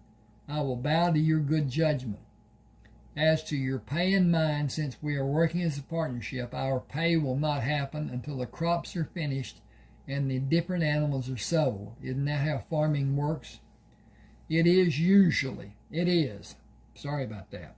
"It is. Usually the money from the farm operation is borrowed and the banks get the lion's shares and little is left for the farmer. We have to organize. Selling some of the old equipment and getting larger equipment will be the first step. Ray has all those tractors and could really only use 2 or 3. We need a tractor that is bigger than the Farmall M, but keep the M. It will do to pull some of the older equipment. I'd sell all the rest. That may be enough to pay for the bigger tractor. He only used a 2-bottom plow. I'll need a reversible 4-bottom plow later on, but before we start plowing this coming winter. He has a single-stage disc that's only 12 feet wide. The drill takes forever, but Ray liked it that way. I need volume and speed. Hang on just a second, please. And so we're up here and we're doing great. Okay.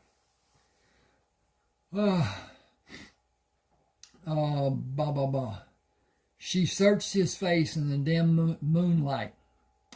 I don't have the slightest idea what you're talking about, but I know Uncle Ray liked to putter around the farm, and he didn't give a wink about what he called newfangled things. I know the earth here is excellent for growing, and I would like to be both productive and pleasant. I know that trying to do something with the wrong equipment can be a living hell. I don't have a large amount of money, but I do have some, and I have the ability to get whatever may be needed. I cannot use the farm as collateral. It is not mine, and I only have it until the rightful owner is named. I will be allowed the necessary time to finish a physical farm year after the owner's name. Uncle Ray did not leave any money to any of his relatives. Most of his people were in debt to him. I am as guilty as the others, and I will use all of my money that I can. That's a risky thing to do because there are so many things that can go wrong. What things specifically? The weather is a farmer's friend and his enemy. A good year means enough rain. Too little rain may only hurt a little and have a smaller crop than usual, or even less rain than is actually needed will mean watching the crops die in the fields. Too much rain and rain in the wrong time can be catastrophic. Cloud cover happening day after day for an extended period, and the plants will not grow from lack of sunlight. Hail, high wind, flooding from up north, insects. All that and more can hurt or ruin a crop. A good year means you better put back whatever you can against what is probably coming. That's why most farms are diversified and don't depend on just a crop to generate revenue. Crops, cows, hogs, sheep, chickens. She quickly moved away from Eric, turning her body to face him, and brought her leg to a curl position in the seat of the swing, pressed against his leg with her foot hooked against his knee. Pardon my interrupting. I would like to have chickens. I want to go out and pick the eggs. He drank and rested the glass on the arm of the swing. You can always interrupt as you put it. I would call it interjecting, say it was a normal course of our conversation. We can allow each other the freedom to do that, can't we? She gripped his arm. I would hope so, but many people think it rude to be interrupted when they are speaking, as if they might lose their train of thought. I have never thought a point had to be so hashed out that it was brutalized. I would rather my conversational friend be open and free and thought-provoking. He drank and placed the glass back on the porch railing. I've always wanted friendly conversation to be more roundhouse discussion than lecture. I've only had a few friends who are free thinkers like you talk with. I've always guarded my conversation to be what they wanted rather than what I wanted. I have a friend named Jessie Ellison. She and I talk that way, and we don't feel threatened. Is she your girlfriend? Not romantically speaking. She's just a good friend. She's a sounding board for me and me for her. We've been friends since grade school. He took a deep breath. I'm nearing the end of my marriage. It's been a miserable process so far. I think the only reason she is still here is to try to salvage whatever possessions she can. There isn't very much to keep, but I think it is hard for her to let go. I stopped hoping for anything short of just getting out a long time ago. Have you ever been through anything like I'm doing? Heavens, no. That will never happen to me. I have been in relationships, but it's always been where I could tell him it was time for him to leave. I live on my own terms. I know what you were headed for, and I want no part of that scene. She pushed Eric's arm and laughed. My way or the highway. It has always been that way until now. My way isn't true here. It's Uncle Ray's way. He stipulated in his will that I can never sell this farm. I can't rent it to someone. I am required to either manage the work on it or turn it over to someone who will, and I must maintain a residence here. Only one person can sell it, and that is 12 years from now. I don't have a clue who that person is. I first thought it was a woman, and he held the flame for. He hated the tangles of a relationship, so I ruled that possibility out. It must be some needy person, and Uncle Ray believed that person would have something different in their lives in a few years. Excuse me a second. Oh, okay. Yep, doing well. She looked out into the dark night. Anyway, I will have some money if I allow it to produce. I can't do that by myself. Some people have been feeding the livestock and milking the cows, but that is about to end. The boy is going to school, and his family has been helping to have money for his tuition. They will finish today. I started to say tomorrow, but it's after midnight. I haven't talked to anyone like this in a long time. He put the empty glass on the porch railing. It has been nice. Yes, it has been nice, but it's getting late for me. I have been up since 5 o'clock. Uncle Ray's newfangled electric radio is set to go off at 5 in the morning. I did everything I could except hit it with a hammer to get it to shut off. I stopped it. I got to change the setup here. Where is it? Oh, okay. I stopped it by pulling the plug from the wall socket. Could you look at it for me? He took the glass from Ray and held it out to her. If you could give me just a few minutes. I have a cramp and I need to exercise to relieve it. He stood and turned away from her, leaning his weight against the banister with his hands extended. She placed her hand on his lower back, rubbing small circles with her hand. Okay, I'll get ready for bed. You know the house, don't you? Sure, I'll get this cramp out and then reset the clock. What time do you want to be awake? 7 should be okay. I'm usually awake before 7. If I get finished setting the clock before you get dressed for bed, I'll say good night now and see you tomorrow morning. I look forward to seeing you. Good night. She took the pitcher glasses and ice container inside. He watched as she moved through the kitchen into the bedroom, leaving the bedroom illuminated by a small amount of light filtering down the hallway. He stayed on the porch longer than he had anticipated and softly swore when he heard Cheryl get into bed. The creaking of the old bed springs brought intensity to his bulging problem. With resolve to get the task at hand alleviated, he entered the house, moving quickly through the bright light and into the shadows of the hallway and the relatively darkness of the bedroom. I'll set the radio clock and get out of here and out of the way. Oh, you will never be in the way anywhere on this place. I suppose you aren't aware that Uncle Ray considered leaving this all to you. Why would you joke like that? It isn't a joke. I'm totally serious. Consider some relevant facts. Who came running every time Uncle Ray needed something? Who fixed every problem he had with everything mechanical? Who found him with his hand under the tractor tire when it rolled back on him and stopped? He was drunk as a rabid skunk, and I was too. Nobody aside from me knows it, but you probably saved his life. After you got the tractor moved, he went to the day clinic and got pills which stopped his heart from racing. If you had not found him, he thought he would have died. More than everything we can talk about that you have done for him, the friend you have been to him, is the love he had for you. I only knew we were friends.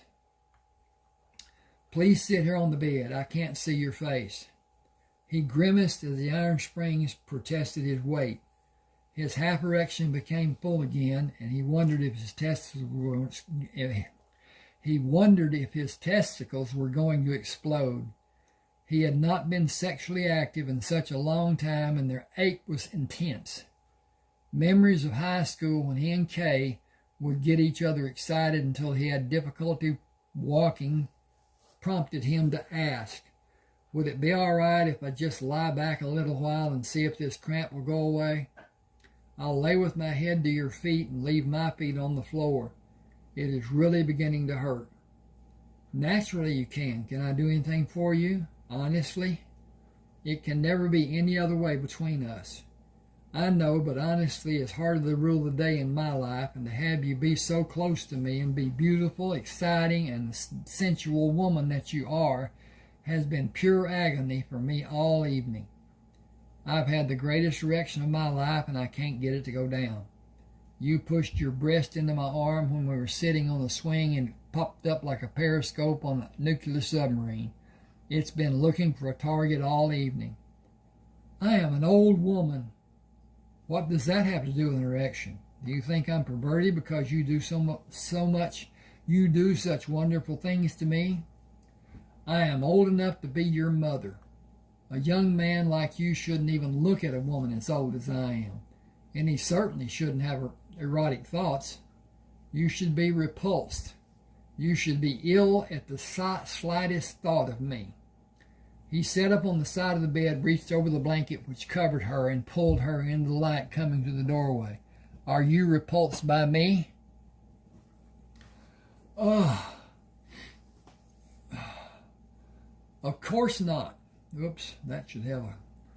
Okay, hang with me just a second. I got to put quote marks. Weren't there. Of course not. You're a young Adonis. Any young woman will want to be with you, but not just any older woman. That is not saying any woman will not want to be with you, but there are certain priorities.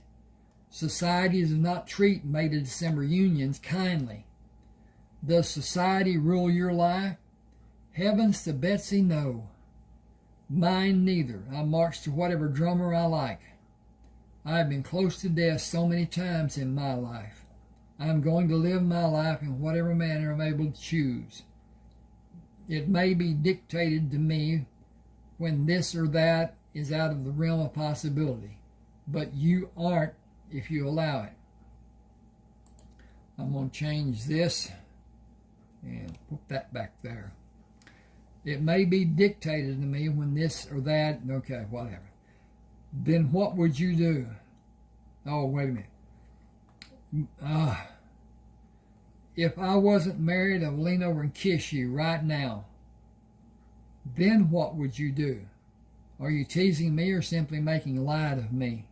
Neither one. I am merely wondering what you do or do not know. Know about what? Sex and sexual responses. I didn't know there was going to be a test. There is always a test, whether you know it or not. Someone is always judging you on any number of levels. For instance, and only to show the point I'm making about judgments.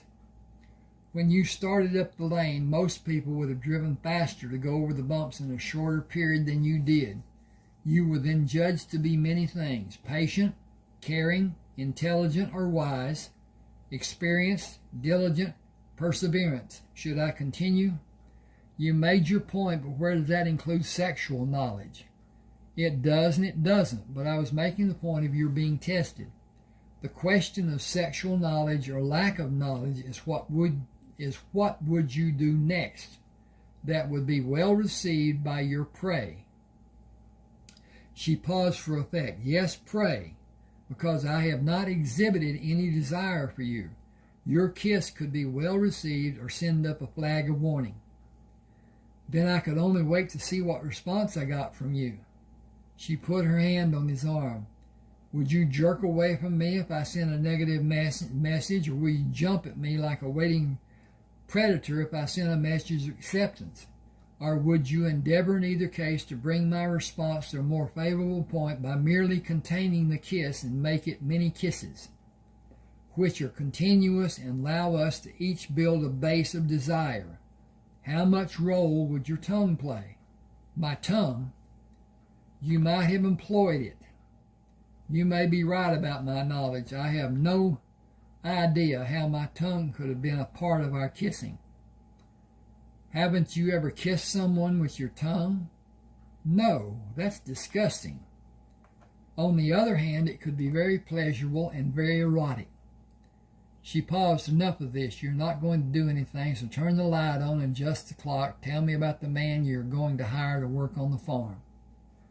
He sat on the edge of the bed with his back to her, turned the switch of the lamp on the bedside table, and adjusted the clock. His name is Hector. It is a well-suited name for him. He is a Mexican national, here with a green card. The green band cannot come and get him and haul him away. He and a whole passel of Mexicans are living in the Walters' old house north of town. He hasn't been able to get work, and he's good with animals. I think he is a tireless worker, but we will have to see how much of my faith is warranted. It may be too much for him, and we may have to get another to help him. I'll bring him out in the morning. You can see if you want him to stay. I will merely tell him that I have a day of work for him, and we can go from there. I have worked him that way before. Do you trust him? I trust him to do the work he may be asked to do. I trust him to act as if he wants to keep the job and not do anything to jeopardize it. I trust him to keep his word to me. Would I trust him with a large amount of cash?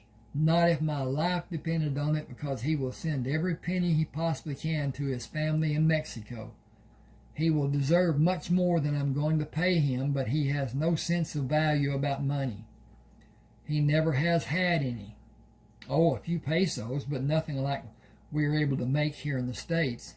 Too much money, and he will think we are insane or outlandishly rich. Either way, he will not respect us, and before long he will hightail it out of here, and we will never get another Mexican to work for us. If he asks for money, tell him you only use credit cards and have no cash. Don't leave even a penny out where he can see it. Help him stay honest by removing any temptation. He put the radio back on the nightstand, turned the light off, and moved in the direction of the door. Again, good night. I'll be out early in the morning with Hector and maybe some others to help. Can you fix breakfast for 3 or 4 hard-working men? I'd happily make you breakfast and for all the other help you may bring. Good night, and remember to keep your temper in check, because your sign can become extremely violent when provoked. A woman who called herself a psychic once told me my sign was prone to hurting people, physically. That is total rubbish. I control me, and no outside force can make me do what I have never done. See ya. Sleep well. He left the house intent on going to his truck, then decided he was not going to endure the lane again. Walking around the truck, he went to the building where the tractors were stored. Ray had a tractor for each job he might want. Eric wanted only 3 to do all the jobs, or even as few as 2. He started the farmall in and hooked the blade to the 3-point hitch, then reversed the blade, allowing him to back down the drive and keep the tractor on an even plane rather than the bumps he experienced earlier. Less than 20 minutes later, he was driving over a smooth gravel road. He turned onto the asphalt and drove to Merle and Clayton's house and entered without knocking. Both Merle and Clayton were watching television, wearing only blue jeans. Merle stood to get a beer. Where the hell you been all week, Trey? Want a beer? I'd kill for one. I'm going to crash here tonight and get up early. You two want to spend the day with me out at Ray's place? I got a part-time job. It is just keeping this summer. It is just helping this summer and into harvest in the beginning of next year. She only has a farm on a year-to-year basis. He looked at both Merle and Clayton for a response and continued. I'm going to swing by and get Hector in the morning. You could bring the horses. I need to check on the cows and try to get a handle on all that needs to be done. I might need your help keeping everything straight, and someone needs to go into Willoughby to do a beer run. Clayton waved his hand. No need. I took our kitty and stocked up with good beer and that shit you like. Do you want a good one or keep on with that horse piss you call beer? Merle held his beer as a salute to Clay.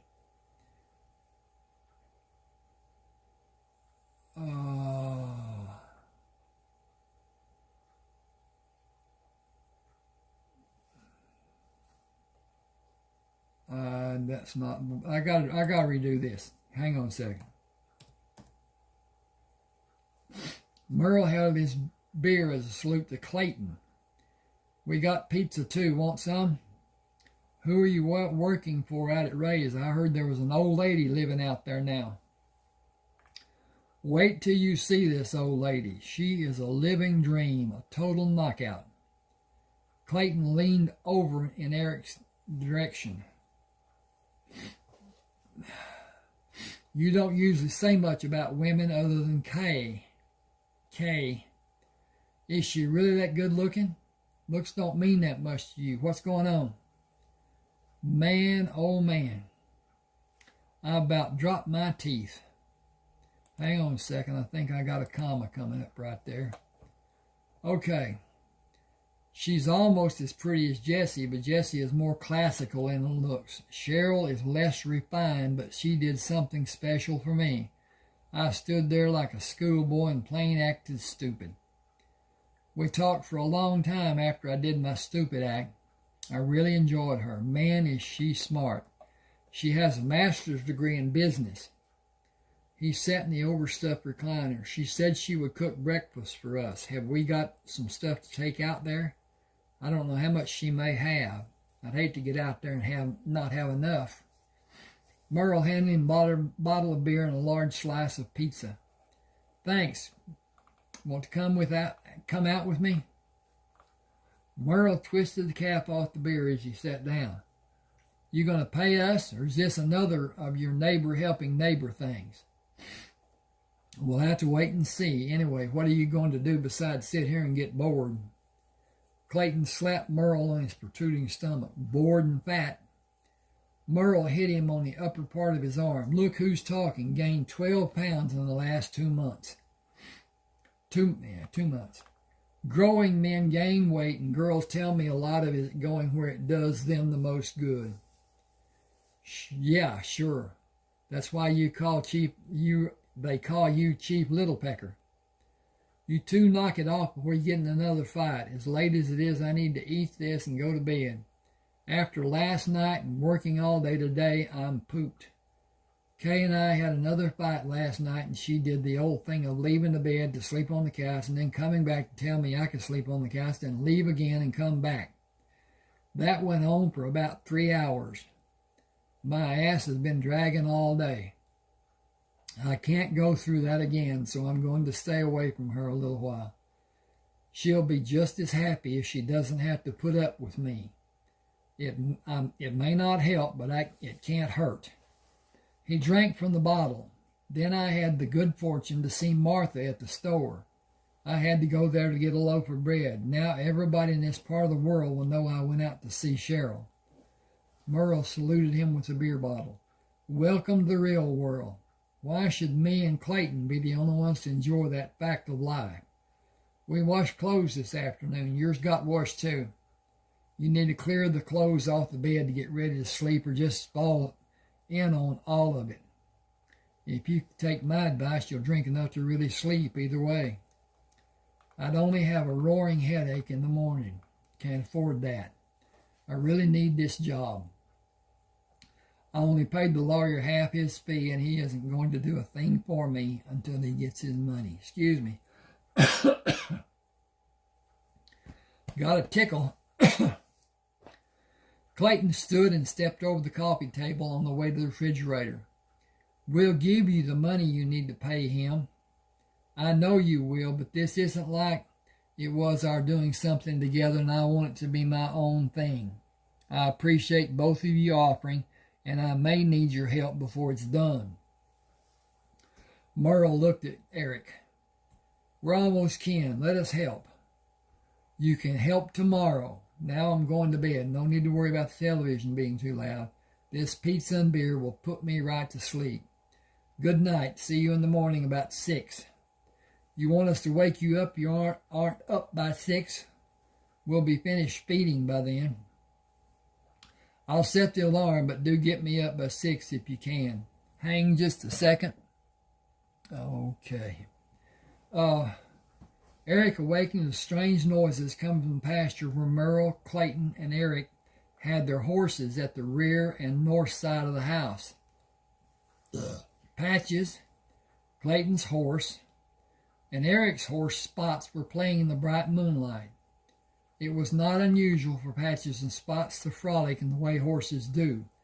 Willie sometimes joined in the tussles, but the action was often too fast or too lively for his taste, and he usually stayed away from the mock battles. What was unusual about the play this morning was the low nickering and huffing which horses used to welcome each other. It was primarily Patches, with Spots and Willie joining him in a small scale. Patches was ecstatic, which is a most unusual occurrence for him, and more amazing, he was making noise to a dog as they ran. The dog was a shepherd mixed breed. Eric mumbled, "Big dog." He bent close to the window to see better. He must weigh around 120 or more. He watched as they moved from the nearest end of the pasture until they were out of sight. Turning the light on, he picked up the clock.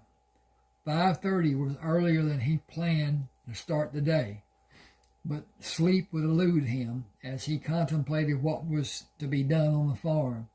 He met Merle and Clayton as they were coming down the hall. "Early to start the morning, isn't it? I'll make coffee while you feed. Have you got anything to go in it?" Merle turned to go back down the hall to the bathroom. "I'll check the reservoir on the commode. If Mama found it, then we don't have anything." Clayton stopped and turned to face Eric. "This woman, I need to do some stuff here. Give me just a second. Dink. Okay. This woman seems to have had quite an impact on you. She's old, isn't she?" "She was in her last year of college when I was born, but nobody has ever moved me like she did last night. I had a solid boner for more than 2 hours.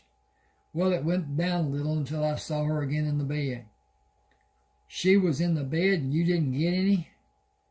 "I just met her last night. Let me tell you something that Merle and I have never told you before about women. We get laid more by being with you than any other time. We go to the VFW or Eagles or Moose and you warm them up and me and Merle cool them off." He put his hand on Trey's shoulder. "We tell them if they go to bed with us, we will tell you how good they are and get you to come to see them. And I guess that promise works. Give me a break. Are they all blonde?" Clayton continued, "You laugh all you like, but you better believe it works. And it works every time. It hasn't ever failed. Has it, Merle?" Merle handed Eric a bottle with water dripping from the bottle. "I wiped it down, but I missed a little." He shook the moisture from his hand. "No, really, Clayton isn't shitting you. One girl over at Sims kept going on and on about you, and I told her we were best friends. I told her I'd put in a good word for her, and she just about screwed my socks off. Me and Clayton have been using it ever since. It hasn't ever failed, and I'm talking about some damn fine-looking women." He stopped and grinned. "The bad part is this one girl I was already doing saw you when we stopped at the store. It took more than an hour for me to get anything to happen." He squinted his eyes at Trey. "Honestly, you don't have a clue how many women think you are out of their league and won't even try. They just get starry-eyed and go sit in the corner. Personally, I like it that way. Then us less handsome men can get a little action. Eric, I need to change this. Yeah, hang with me just a second. I'm using tray there when I shouldn't. Okay. Eric looked perplexed. Perplexed. Fine friends you are, don't even tell a friend when he's wanted. Clayton moved his hand to grip the upper portion of Eric's arm. Honestly, do you think you might start something with Cheryl? If you do, me and Merle need to watch what we say. You never know how a woman will take even the smallest wisecrack or joke. Do we need to be careful? Eric shrugged. Let's just say for now that I would not be able to tell you no. Last night, I was in absolute heaven. Absolute hell, too.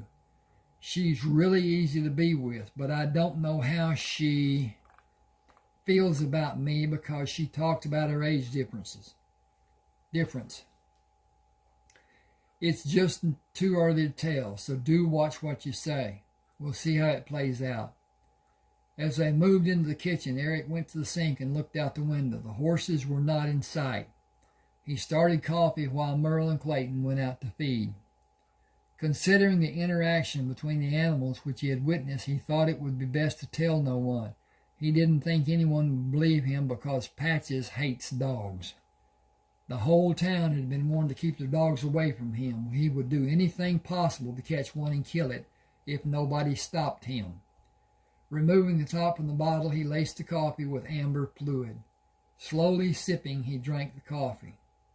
He found his hat and, without waiting for Merle and Clayton, left the house, placed the bottle in the glove box of his truck, and drove across town to locate Hector, who walked out of the house to meet Eric. ¿Cómo está, Eric? Muy bien, ¿es tú? Muy bien. You need work? Trabajo? Sí. Do you have trabajo today? Uno día. Es todo. One day, that's all. Want más. Need mucho dinero. Cuando mucho. Do you want to work today and eat? Comida mucho? Home cooking. If you do, shut up and get your sombrero. Vámonos para su casa. Eric was deep in planning the day and did not speak as they drove to the farm. As the truck turned into the lane leading to the house, Hector sat up straight from the slouch position he had been sitting in. Mr. Ray's ranchero? Trabajo aquí? Miss Cheryl's farm. Trabajo aquí. The work is here. Is that good for you? Muy bien.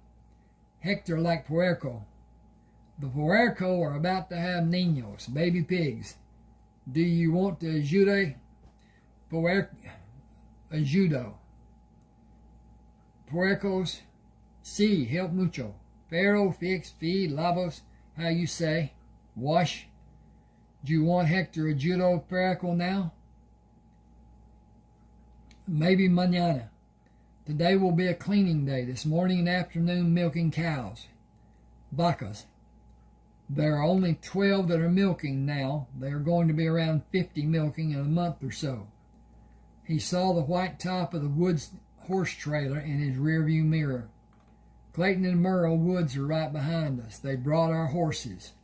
You stay away from the line back dun that we call Patches. Done. Never know when he may decide to take a plug out of you. Hector was not sure what Eric meant. Con permiso, como es take the plug? What is it? It is an expression about biting. In Espanol, mordor. We sometimes chew tobacco, and the bitten part we say is a plug. It is a Western colloquialism or saying, stay away from the brown horse, mucho peligro, much danger. They drove by the house on the way to the barn without seeing Cheryl. Eric was both disappointed and relieved. He wanted to see her, but did not want the distraction from his work her presence would cause. He could only surmise what his reaction to seeing her for the first time in daylight would be. The embarrassment of the previous night was still vivid in his mind. Hector, can you start the tractors? Sí, paseo, también. Where did you drive a tractor? Sí, big hacienda in Mexico. Drive many, break ground, plant the seed, mucho trabajo. I'll show you which tractors need to be cleaned and which ones need to be greased and maintained. We're selling the ones you will be cleaning. They need to be as clean as you can get them, but hurry too, okay? Oh, sí, Hector makes shine. Muy pronto. Make milk, you see. Work on the tractors after you milk and clean the dairy. I will help if you need me. No, senor, I milk. I fix too. Clayton backed the trailer into the pens where they could back the horses out of the trailer without worry of someone new being hurt or upsetting the horses. Spots was laid back where Patches was high-strung. Willie was alert to anything he might be alarmed about. He seemed at certain times to make his own problems. He was not the type of horse a beginner would be able to ride. Patches bowed to authority and the steady hand. He was roguish otherwise and was prone to do anything which was unexpected. Spots relished the unsuspecting rider who sat in his saddle as if in a chair. He would buck the rider off and stand near the unseated rider to be remounted and possibly do it again. The three horses each required a firm hand from the knowledgeable rider. Hang on just a second. Okay. I'm gonna... Okay. I'm going to stop here. Please subscribe to my channel.